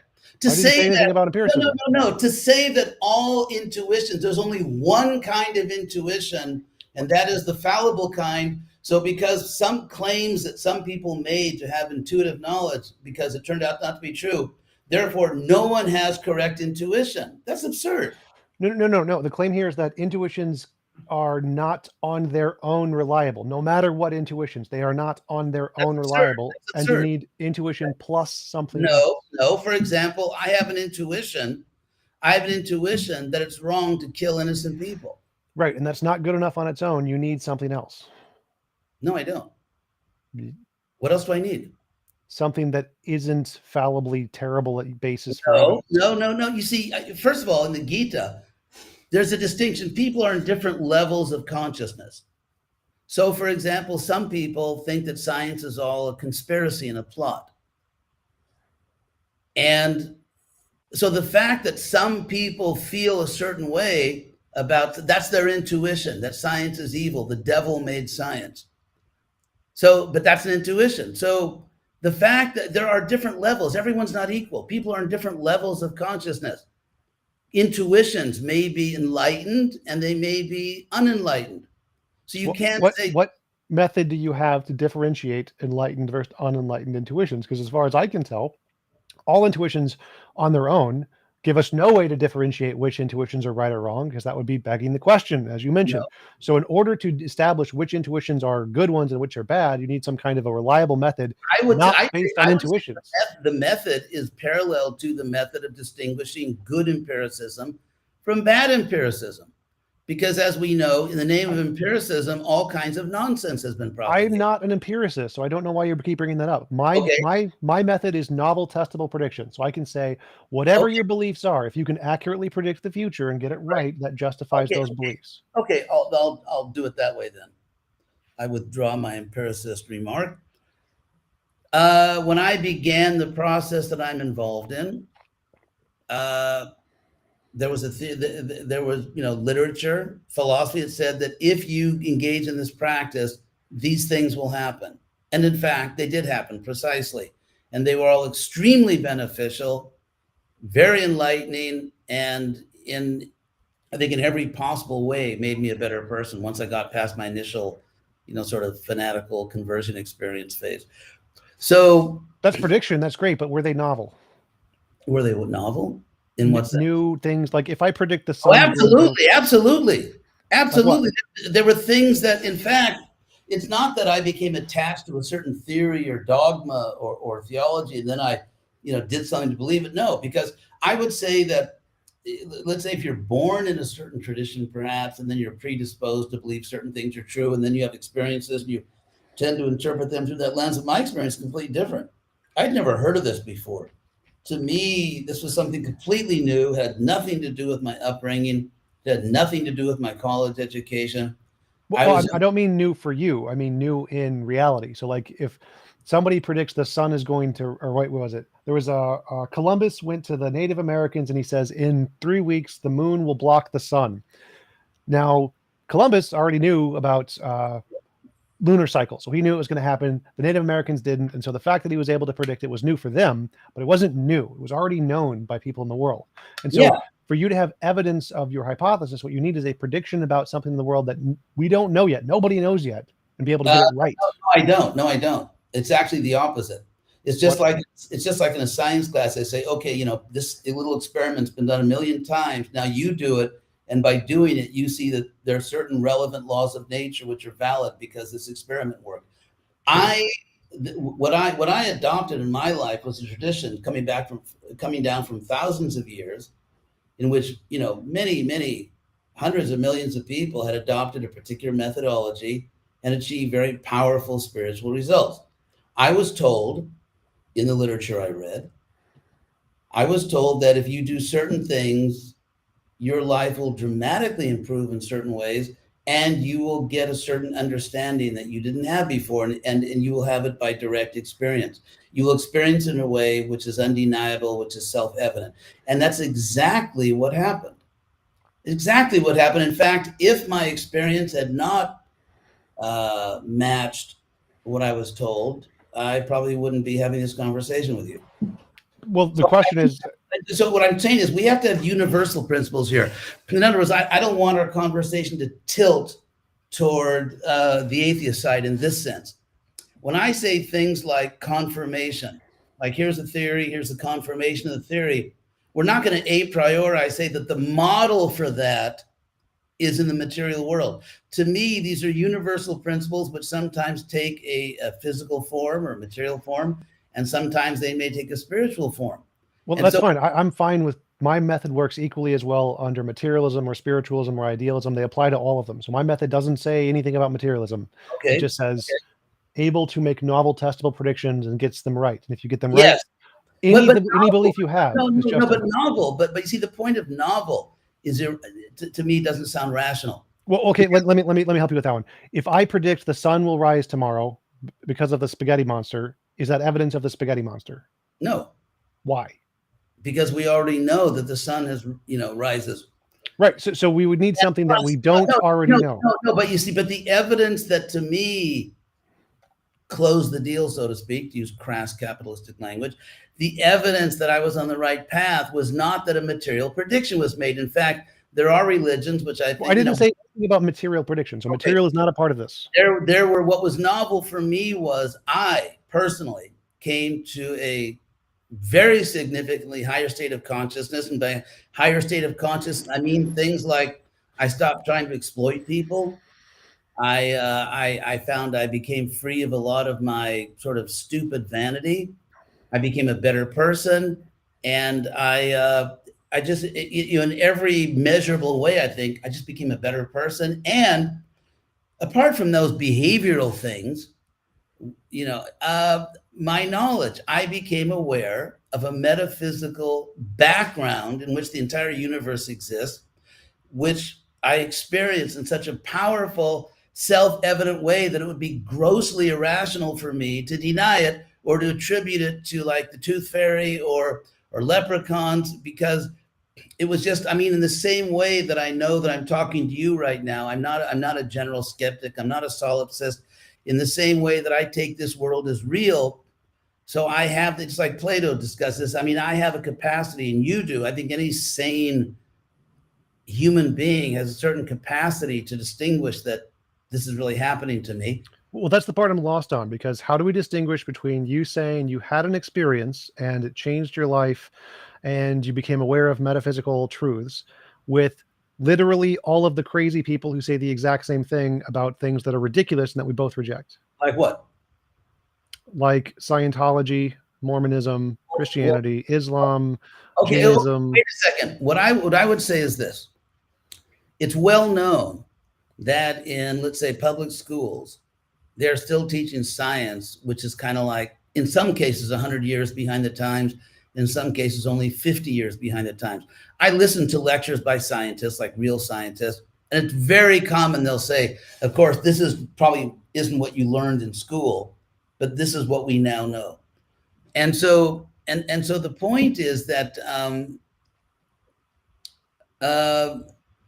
in both in the field of science and I would say in the theological field, there are some people, like take Christianity. I would say the reason Christianity survived, in my view, this is the historical speculation, to the extent that it is maybe not entirely the view, because they got certain things right. They got certain things right. And so, and the analogy with science there is, if some kids in school, let's say in public school, 10th grade, 7th grade, whatever, and they're learning a lot of science, including a lot of stuff which actually science no longer accepts because they've gone beyond that. But the point is, the basic scientific method and a lot of the basic facts are still true, and therefore it's still being taught. So I would say that there's a human condition where if you're presented a worldview, if enough of it is correct and some of it is a little wacky, then still there's a tendency for many people just sort of go with the package because it has enough truth in it and there's enough benefit in it. And I think that's true for science, it's true for theology. So it doesn't. Let me use an analogy here. So with the example of Columbus I gave, Columbus said he's going to predict that the moon's going to block out the sun in 2 weeks. From the Native Americans' perspective, that's something new. That's really impressive. And so they're rational to believe that Columbus knows something about the universe they don't. But if then they talk with other other people from the New World or whatever, and they realize, oh, everybody knows that, and that's something that's taught in schools. Now, do you think they should doubt Columbus? They shouldn't believe in Columbus anymore because what he said doesn't matter. This is common knowledge that was already known, and so Columbus isn't special, right? Of course. So in the case of religious belief and religious testimony, having something that powerfully transforms your life may to you initially seem really special, but we already have an explanation for that that has been demonstrated with lots of different evidence that it happens to lots of different people. It has nothing to do with the religious belief. It has to do with social, culturals, and emotional dopamine levels. You've given an extremely exaggerated view. It hasn't been proved. It hasn't been proved that, I mean, some people who are not religious have changes of life. Yes, from football, from sports, from video games, from however, I mentioned the changes in my life not as the ultimate proof, like that's why I believe it. Even if my life did change, if I had not personally experienced in a very powerful way the truth of certain theological claims, I would not have stayed around and practiced this just because, okay, it took me off, I'd given up some of my bad habits, I become a nicer person. That wouldn't have kept me around. I just would have said, thanks a lot. You guys helped me. I'm glad I was able to do some service, like to reciprocate. I served your mission for a while. I'm moving on now. Because my main motive was knowledge. My main motive wasn't to clean up my life because I wasn't evil. I wasn't a drug addict. I wasn't a rapist. I mean, I wasn't like an evil person. I had some bad habits, but I wasn't looking for that. I mean, that's actually not what I was looking for. I was looking for knowledge, and specifically, I was not looking for a theory. I was not looking for just a theology. I wanted to experience it because those are the days, of experience, and people are. Well, so I understand what you're saying, but the direct experience of the theological truths is the hypothesis. That's the first thing. And we want to know, is this hypothesis real or imaginary? And so in order to know if it's real or imaginary, you just have the intuition it's true. And then we need something more. We need a methodology to say, is this real or imaginary? And the methodology that you provided was it changed your life or something. No, we don't. You see, because you're rejecting Aristotle's point of self-evident knowledge. Some things do not require an extraneous, an extrinsic system of proof. That's the whole point that's what the philosophical term self-evident means. As in the Declaration of Independence, we hold these truths to be self-evident. And so what you're doing is rejecting the notion that some experiences are self-evident. And I'm saying, I accept the notion that some experiences are self-evident. In fact, I think that's what I've read different accounts of foundationalism. And I think foundationalism just means you have a starting point, and that starting point could be anything. I know, but I am a critic. I think that in the last, I don't know, a few centuries or whatever it is, I think that Western philosophers, not all of them, but a lot of them have trivialized the real notion of foundationalism. And so when I use the word foundationalism, I mean, you brought up a reasonable objection, but so therefore I have to clarify that I don't mean foundationalism in the, frankly, somewhat trivial sense, in my view, that it's come to mean. And so I'm using it in a much more robust sense, that there are some experiences which are so powerful that they are self-evident to that observer.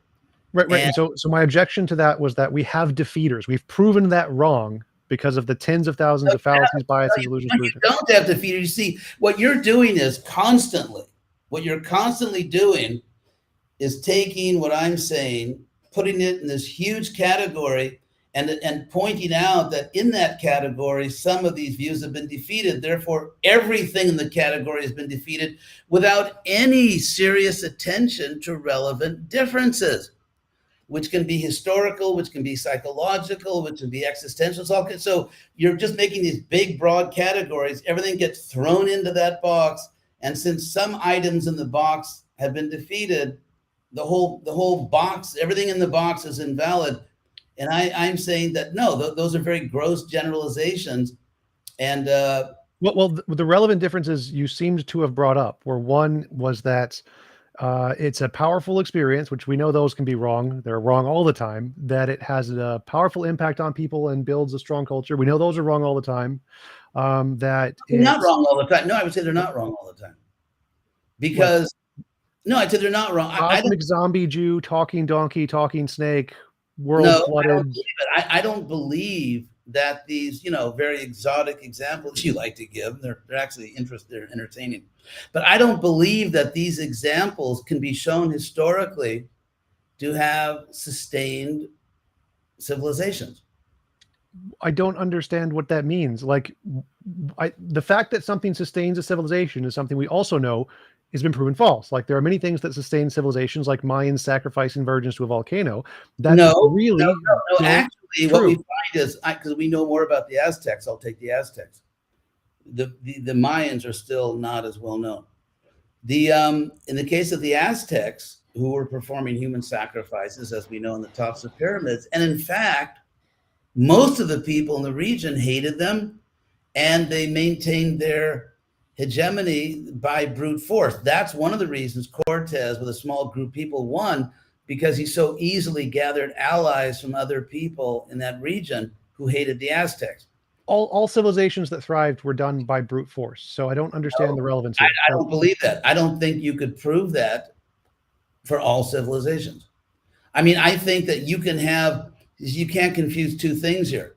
You could have a civilization in which people actually buy into the culture, people actually believe in certain norms. However, inevitably in any culture, some people will violate those norms, some people will do bad things. And therefore, the criteria you're saying, the differentiating factor is that there is some belief that sustains a culture without brute force, and whatever these are reasonable. No, it's not what I'm saying.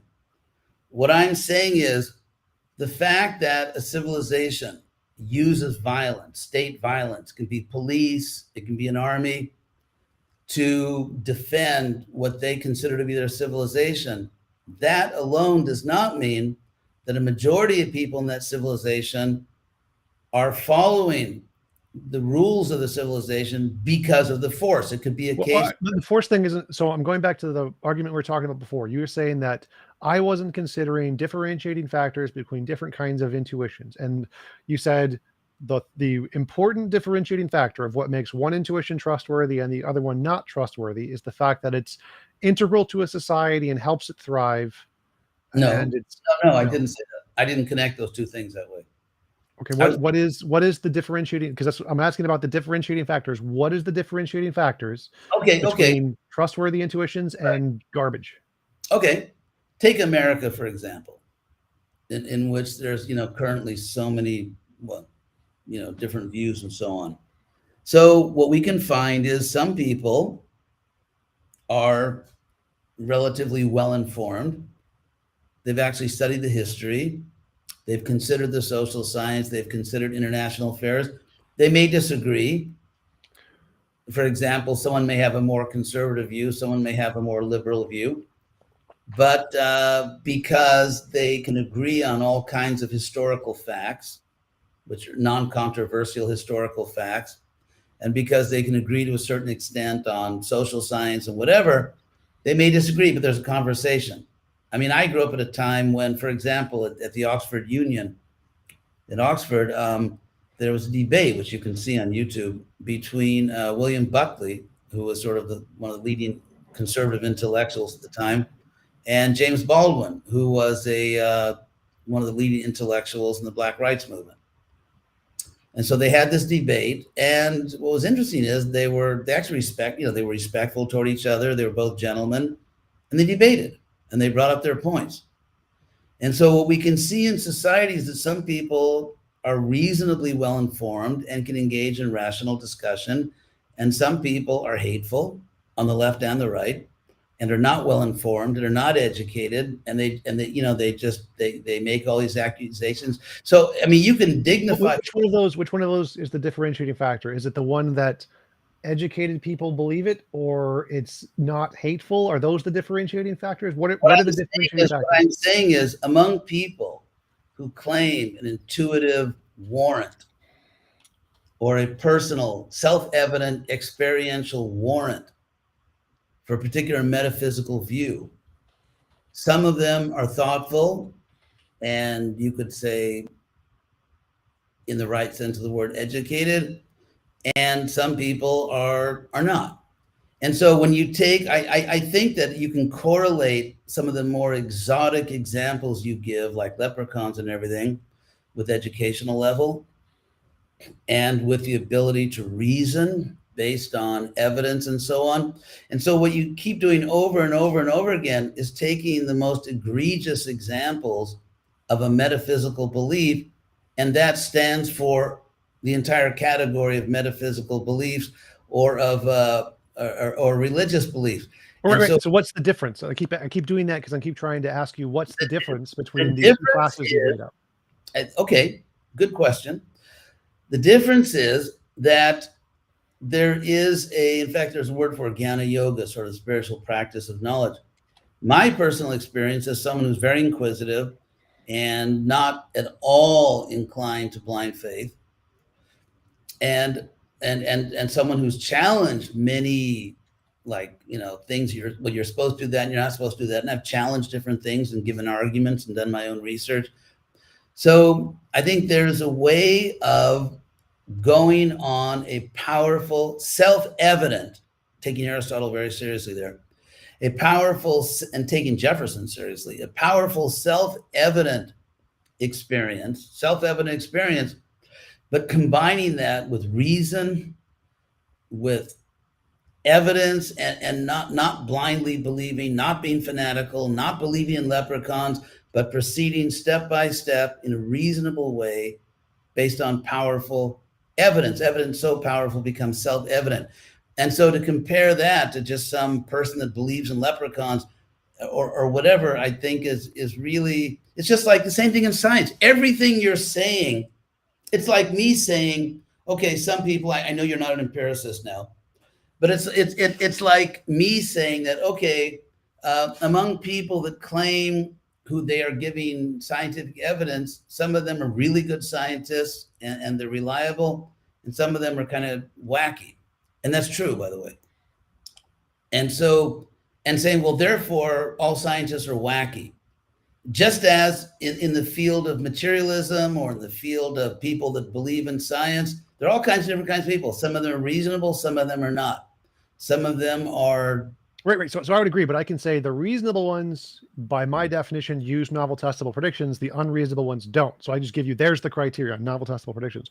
But when you say novel, you see, but I think you're confusing two things. You are taking... No, I'm not asking you to agree with my criteria. No, but I want you to give me yours. What is your criterion? Everything is okay with what you said except novel, because the whole thrust of advancing science is we have a certain body of, let's say, consensus scientific knowledge, and then science, at least, sincere scientists are always trying to push back the boundaries of science, learn new things, and therefore you win a Nobel Prize in physics or in astronomy because of a novel prediction.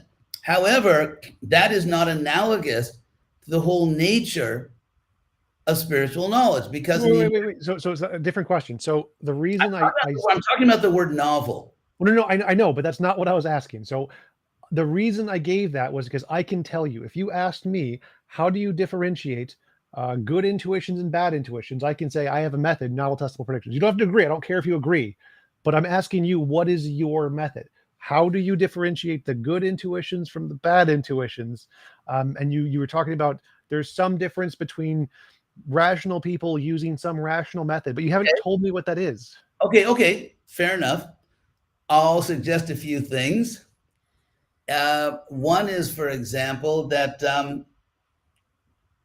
I think that if a person is on a valid spiritual path, whatever it is, it doesn't matter if someone is on a valid spiritual path, their powers of empathy will increase. And not only, I'm not talking about behavioral symptoms. I'm talking about the way they actually see things. It's not just that they're taught in a church or synagogue or a temple that be nice to everyone, but they actually see a oneness of all living things. It's something they actually perceive. It's a knowledge and not just a learned behavior. So you're saying that people with more empathy are more likely to have true intuitions? I'm saying that people who see the oneness of all life, I mean, Are more likely to have true intuitions. with obvious differences. I mean, we know there. In fact, the way Krishna puts it in the Gita is that there are obvious differences of species, of gender, of all ethnicities. I mean, there are obvious differences, but there's a background that within those obvious surface differences, there's a oneness of all life.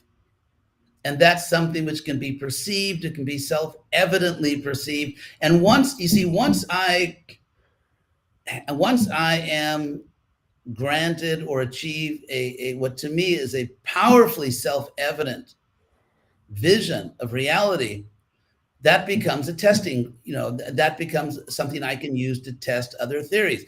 If someone has a religious view in which half the world is evil because or most of the world is evil because they don't belong to our religion, to me, that's very primitive. And so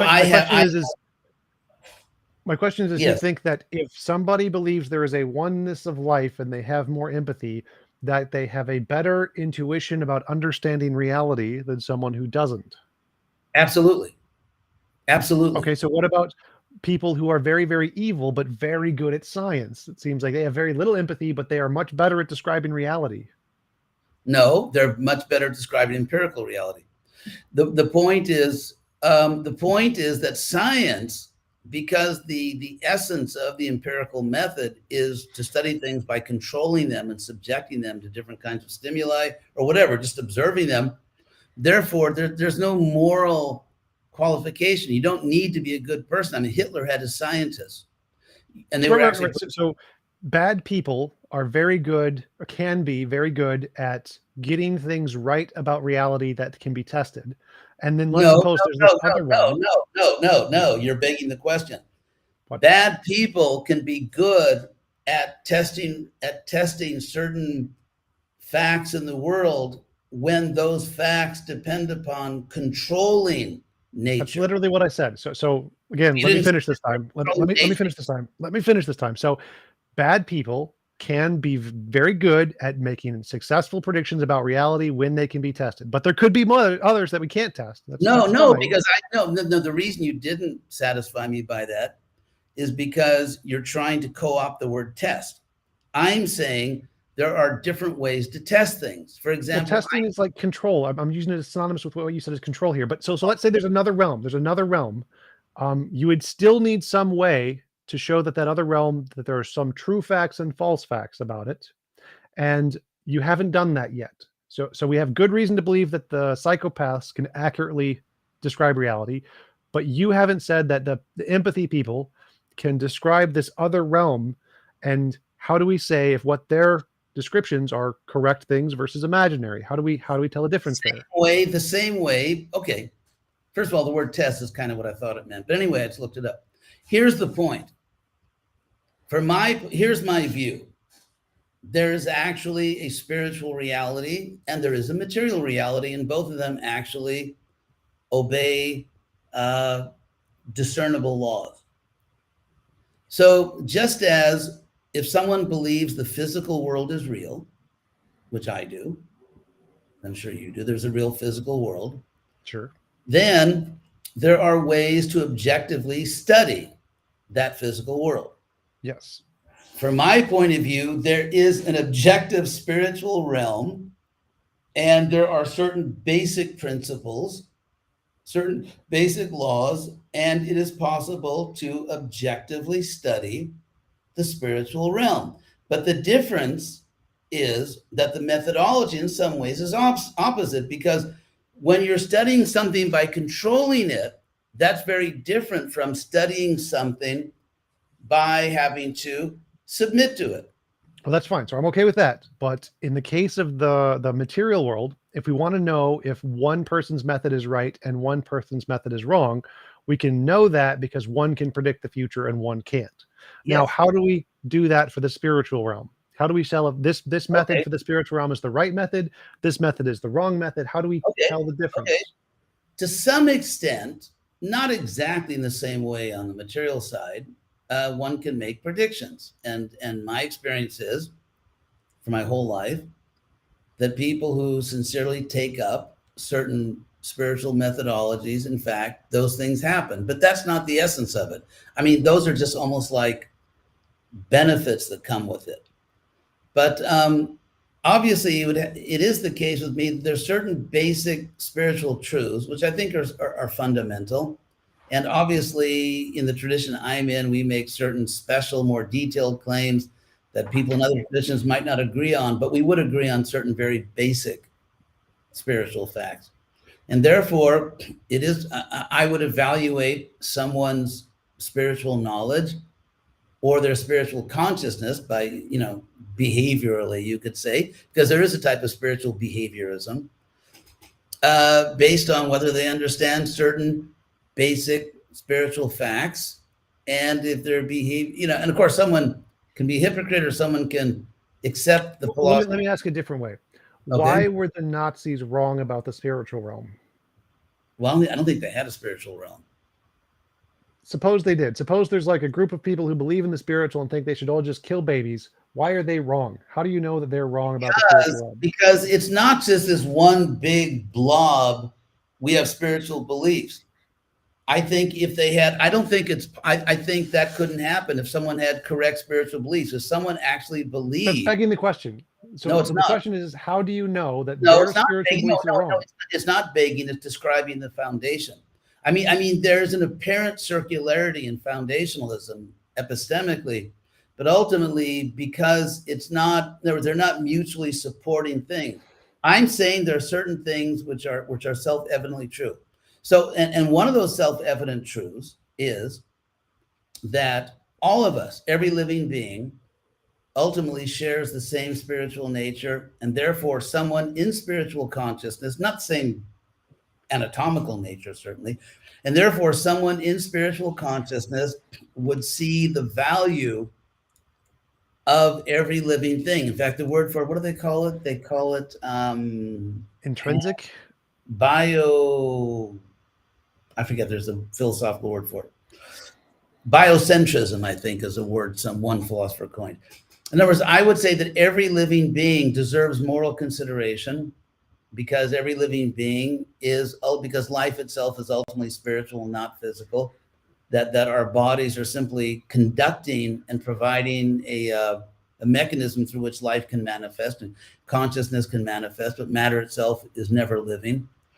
And therefore, if someone does not recognize the ultimate value of all living things, then I would say whatever that person claims, that person does not have much spiritual understanding.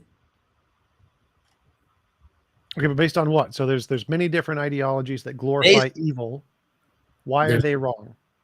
They're wrong. They're wrong because I would say that ultimately, not the nature of reality when it's transparently perceived, when people are in their right state of mind. I mean, there's all kinds of stories of crazy people that go and, stab someone to death because, it's some lunatic, and then they go to some psychiatric prison for the rest of their life. I mean, people can think that they should do all kinds of things. And I think people like Putin, really, should be in a psychiatric prison or something. So I think that when you see, it's like when you see, let's say if your eyes are functioning properly, you perceive the sky as blue. And if you can't see the sky, or if you think, so we can talk about people being, I don't know, you call it neurologically kind of basically in good shape. And so they can measure distances, they can drive a car. They're not impaired in a way they can't. So in the same way, there is an objective spiritual reality. And therefore there can be a whole spiritual science built around, because you can't have a material science unless you have a law-abiding physical nature. Well, there's many evil people who are very brilliant. Joseph Goebbels, very brilliant. Yeah. Goebbels. But so there's the fact that they have a very well-functioning mind doesn't seem to correspond to them being moral. But if I wanted to say, if you asked me, how would I tell the difference between this person's methodology and this person's, who's right? I'd say novel predictions. Whichever one can predict the future is the right one. Very simple, very easy. But no, that's not the way it's done. For me it is, but I'm asking for you. For you, but if we give Joseph Goebbels versus you, logically, no, because take Goebbels, who obviously, unfortunately had a rather evil incarnation.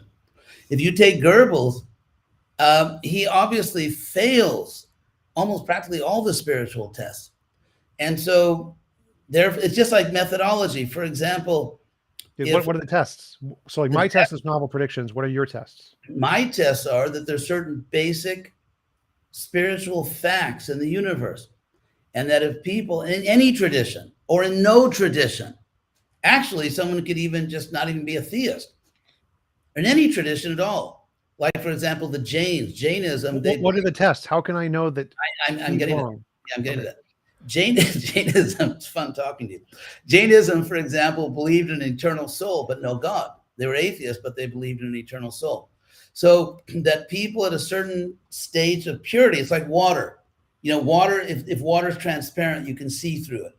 If consciousness is transparent, you can see what's actually there spiritually. And so what's actually there is that there is a unity of life, ultimately, not in our present physical condition. We're obviously very different.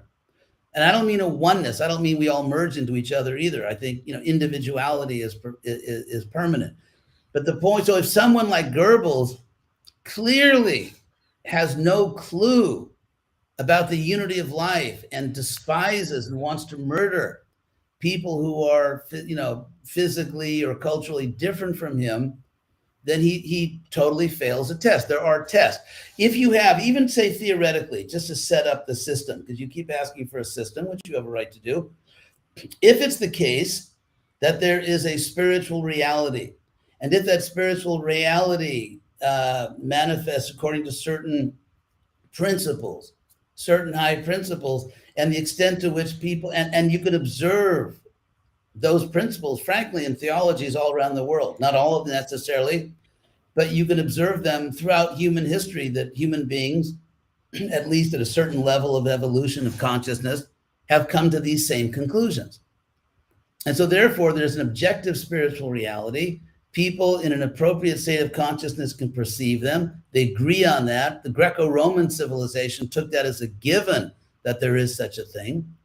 You had a whole civilization, which was, and therefore someone's behavior is completely in violation of these universal principles, then it's assumed that person is not at all in a spiritual state of consciousness. So I don't see how that method works. So I understand how my method works. My method works is if somebody understands reality better, they will be able to describe future events better. But yours is something like if someone understands the spiritual realm better, they will understand the oneness of life or something.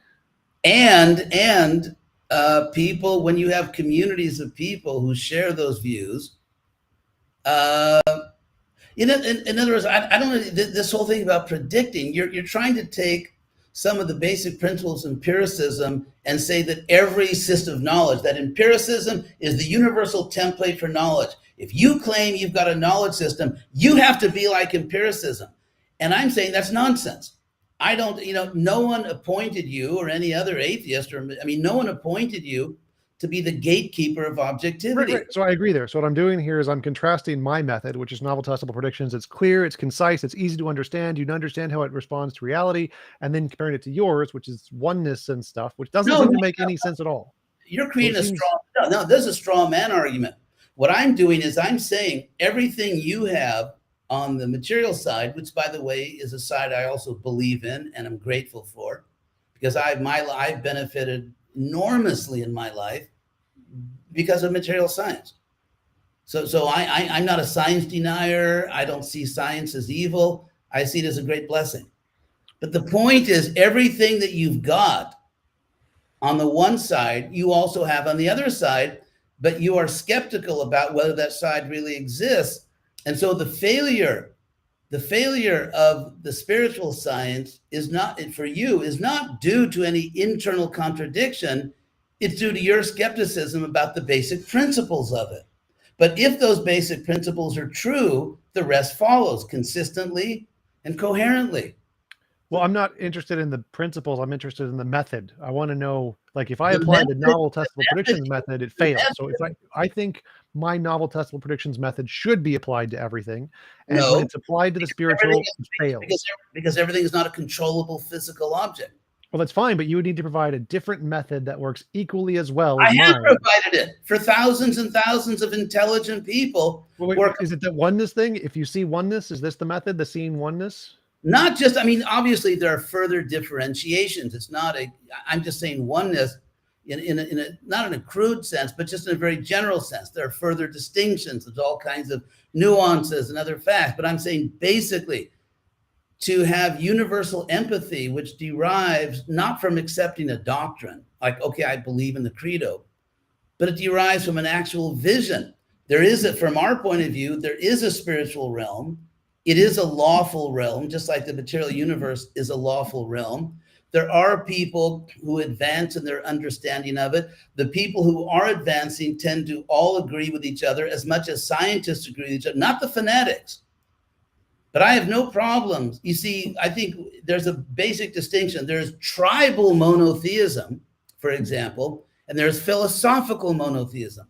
The philosophical monotheists agree on a million things. The tribal monotheists, where I think in a primitive state of consciousness, as all forms of tribalism are primitive, don't. And so you can't keep taking the worst forms. So you're doing two things, in my view. Number one, you're taking the worst examples of religiosity.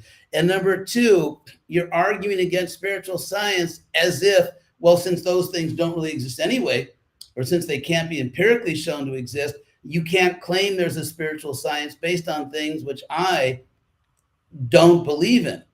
Well, But I'm not doing either of those things. So what I'm doing here is I'm saying I really understand novel testable predictions. I understand how they work. I understand the methodology. I understand what it says. I don't understand oneness. So when you say oneness is as good as testable predictions, that doesn't make sense to me. That's like I'll give you saying an analogy. replicons. I'll give you an analogy. I'll give you an analogy. And these are analogies from the material realm, but I think they help us to get at it. Take, for example, a really good sports team. Sure.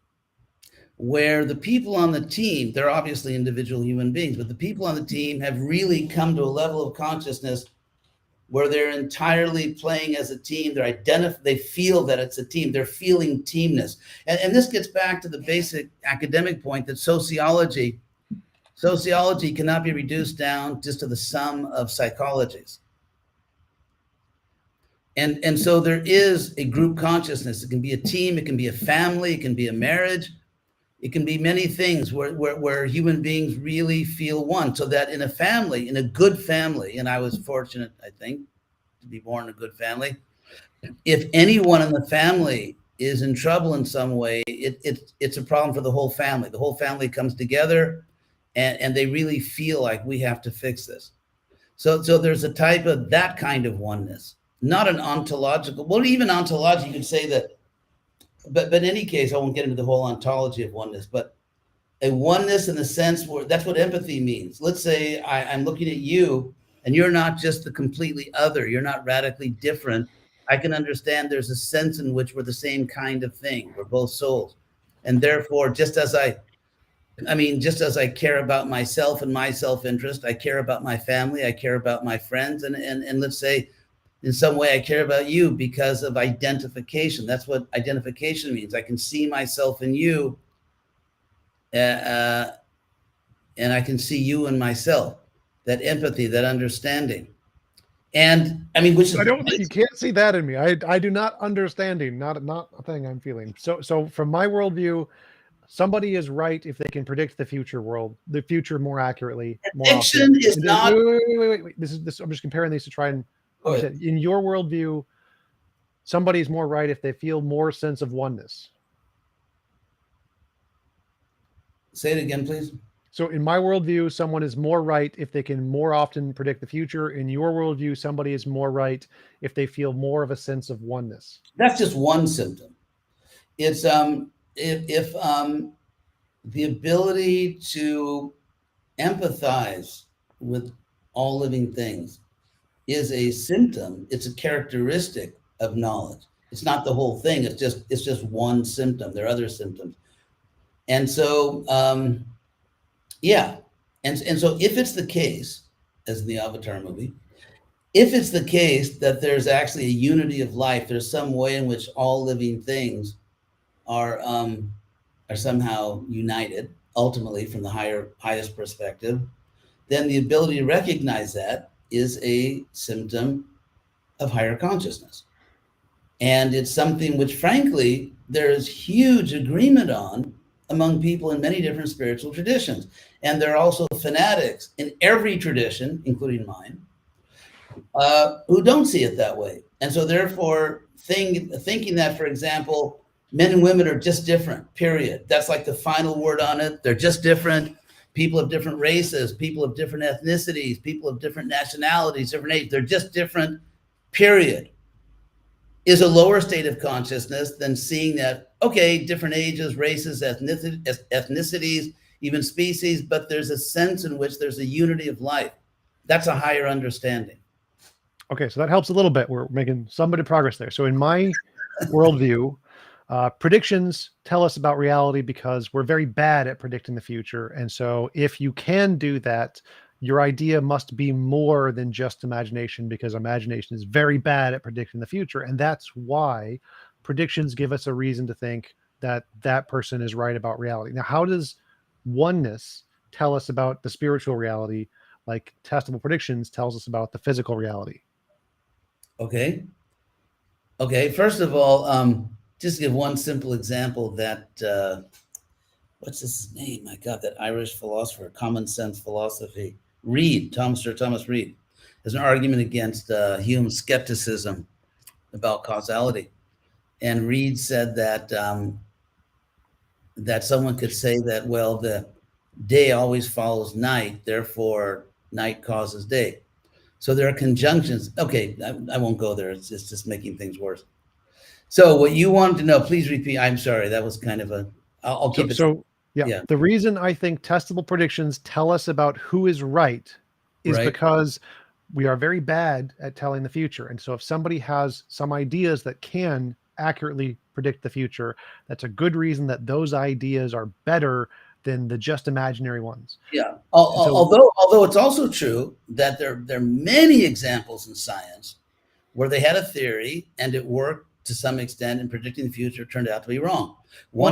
So how does oneness work like testable predictions? How does oneness tell us about the spiritual realm in the same way that novel prediction tells us about the physical realm? Because there are certain things which are metaphysical, not empirical, that if someone not only espouses it, but actually their behavior is completely consistent, it's obvious they're not just faking it, they really are seeing it, then that is evidence that someone is just like, let's say you take a biology test and you answer certain questions, the teacher reads the answers and says those are the right answers. So if someone claims to see things a certain way and their behavior is completely consistent with what they claim to be the case, then we assume, to the best of our knowledge, that person is seeing things that way, and that is a higher understanding.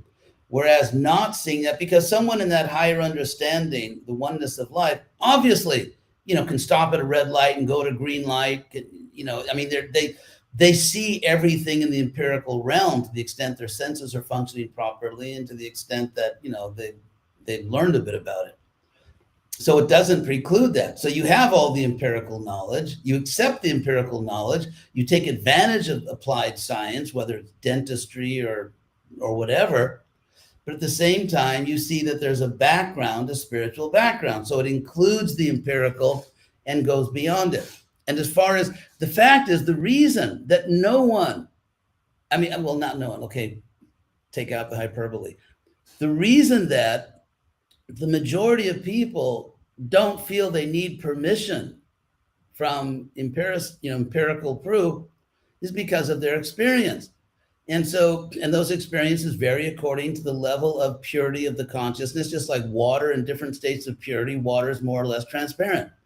And so there are predictions about when your consciousness is transparent. You will see certain things. And people all around the world for many, many thousands of years, not the religious fanatics, not the superstitious people with their leprechauns, but the philosophers and the people who tried to be rational and were very intelligent. And they've come to certain agreements across space and time about the nature of higher consciousness. I've engaged in a spiritual practice. I've had amazing confirmation. These things are really true. They really exist. They're self-evident.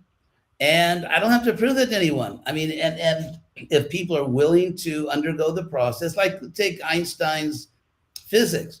I mean, a very tiny, tiny percentage of the people in the world can actually work out the equations for themselves. And everybody else, I mean, almost 99.9% of the people in the world take it on faith that Einstein was right. And so the way the real, so this, anyway, I'm going all over the place here, but yeah, we do have a system. It is rational. It doesn't mean it's true. You know, it's just, let's say it's logically consistent. Even if it's untrue, it's logically consistent. It's had tremendous appeal throughout space and time, throughout civilizations all around the world. I have personal, powerful experience of it, that it is true. And I got everything I need. I don't see what's missing in my life, because someone who doesn't believe in these things doesn't believe it. Okay, you know, I wish you did, but I don't, you know, I'm not going to, you know, imagine that I'm going to persuade you. So, but I have a great life. And a lot of people I know have a great life, and we're experiencing this incredible reality, and there's nothing missing for us. We're just, you know, going further, and our life gets better and better. What can I say? Well, I would say that if we contrast that as your methodology and say mine is the guy who can predict the future more accurately is better, I think my methodology is a better one. But you would have to justify future prediction as the test. Yeah, that's because of what I said before, that we're very bad at predicting the future. And so the very few good ideas that can are more likely to correspond to reality than all of the bad ideas that can't. I could just as easily say that we're bad at getting into truly higher consciousness. The political situation in this country right now, in which you have, you know, these different groups hating each other, and just like, you know, who needs a constitution? If I can just get rid of my enemies, that, you know, even if we have to, you know, the constitution collapses, who cares? What I'm saying, and I'm not talking about one side or the other, what I'm saying is it's just as difficult. There are many false predictions. Science has made, you know, many predictions which were false, and many predictions that are true. And I give credit to science that there's at least still enough integrity in the scientific community that the true predictions tend to win out. And so, but again, you have borrowed a methodology, or taken one from the empirical realm and said that this is universal. It's not universal. Predicting, although we have predictions. I mean, it was predicted something would happen in my life. I would learn certain things. I would come to experience, and I did experience them. And they're self-evident truths. So, I mean, we could talk about predictions too. That may not be available to you because you've chosen that that's not your path. Fine. You know, it's a free world. But the point is, I was told that if you engage in this process, you will come to see and understand all kinds of things. It's like if you're pre-med in college and you're told if you just follow this pre-med course and then go to medical school, you will learn everything you need to know to be a doctor. And if you're a reasonable student and you go to a, you know, decent school, it actually happens. That's exactly what happened in my case. If you take to this path, you will come to personally experience in a self-evident, irrefutable way certain powerful truths about reality. It happened, and it's happening to people all around me, and they're really happy, and they have great lives. And so that didn't happen for you. It's not something you believe. It's not something you're going to choose. You know, that I respect your free will. I respect your independence, but it's absolutely happening for us, and it's available to other people. So, you know, the material, here, just say hypothetically, if it's true, as our books of wisdom teach, that actually the spiritual realm is a higher realm. Because, and in fact, it's sort of Neoplatonic, that the material world is actually kind of like a reflection of the real world. So in that case, we would expect that the methodology for reaching the higher knowledge is more demanding than the methodology for reaching the physical knowledge. Because as you said, and as I agree, there isn't really any, let's say, discernible moral requirement to be a scientist. We hope scientists are not evil, like Hitler's scientists, but you can be a good scientist even if you're a jerk. And so, but you can't be a jerk and get spiritual knowledge. So in that sense, it's more demanding, which doesn't mean it's less objective. To say that something is more demanding or has certain moral requirements which are not present in other fields doesn't mean it's less a science. It just means it's more demanding. Unless it's wrong.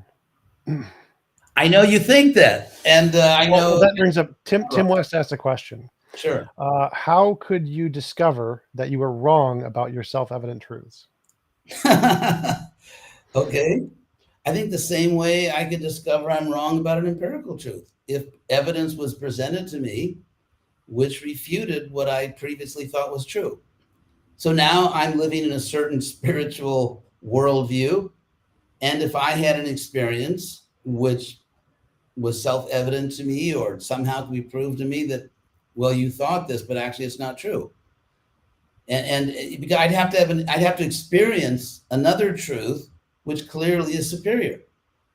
I mean, even in the tradition I'm in, I'm actually known as a skeptic. You know, it's ironic in this context. But there are many things I was taught, like, I mean, these are trivial things, but like you have to dress a certain way, or you have to perform certain rituals, or that, you know, even things about like almost similar to leprechauns. I have to give you credit for that, you know. So, and those things, I just said, no, I mean, it makes no sense to me. And I've only accepted those things that do make sense to me.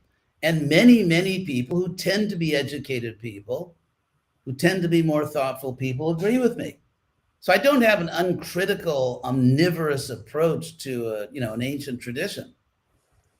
But so if you can show me a truth that I can experience, not just an argument like, well, you can't predict the future, so you haven't got a real science, that's not persuasive. But if I have an experience of something which shows that what I thought was true is not, then I would be morally required to adopt the new knowledge. Gotcha. Well, we have been going for about 2.5 hours. It was a great conversation. Really appreciate you coming on. Do you want to give any links or references where people can find out more about your work? Well, I do have a website, which a lot of your fans may not find fascinating, but it's hdgoswami.com. And I want to thank you because, as I said when I talked to you earlier privately, that this has been a very, very different experience than the horrendous experience I had speaking to a somewhat bestial atheist. But so I'm really glad that we got to talk, and I appreciate your openness and your reasonableness. And, you obviously stick to your points, but we had a good conversation. I think this kind of conversation is really something I think very positive for the world. So thank you for doing that. Absolutely. Thanks again. And I hope you have a wonderful rest of your day. Yeah, you too. Thank you. All the best.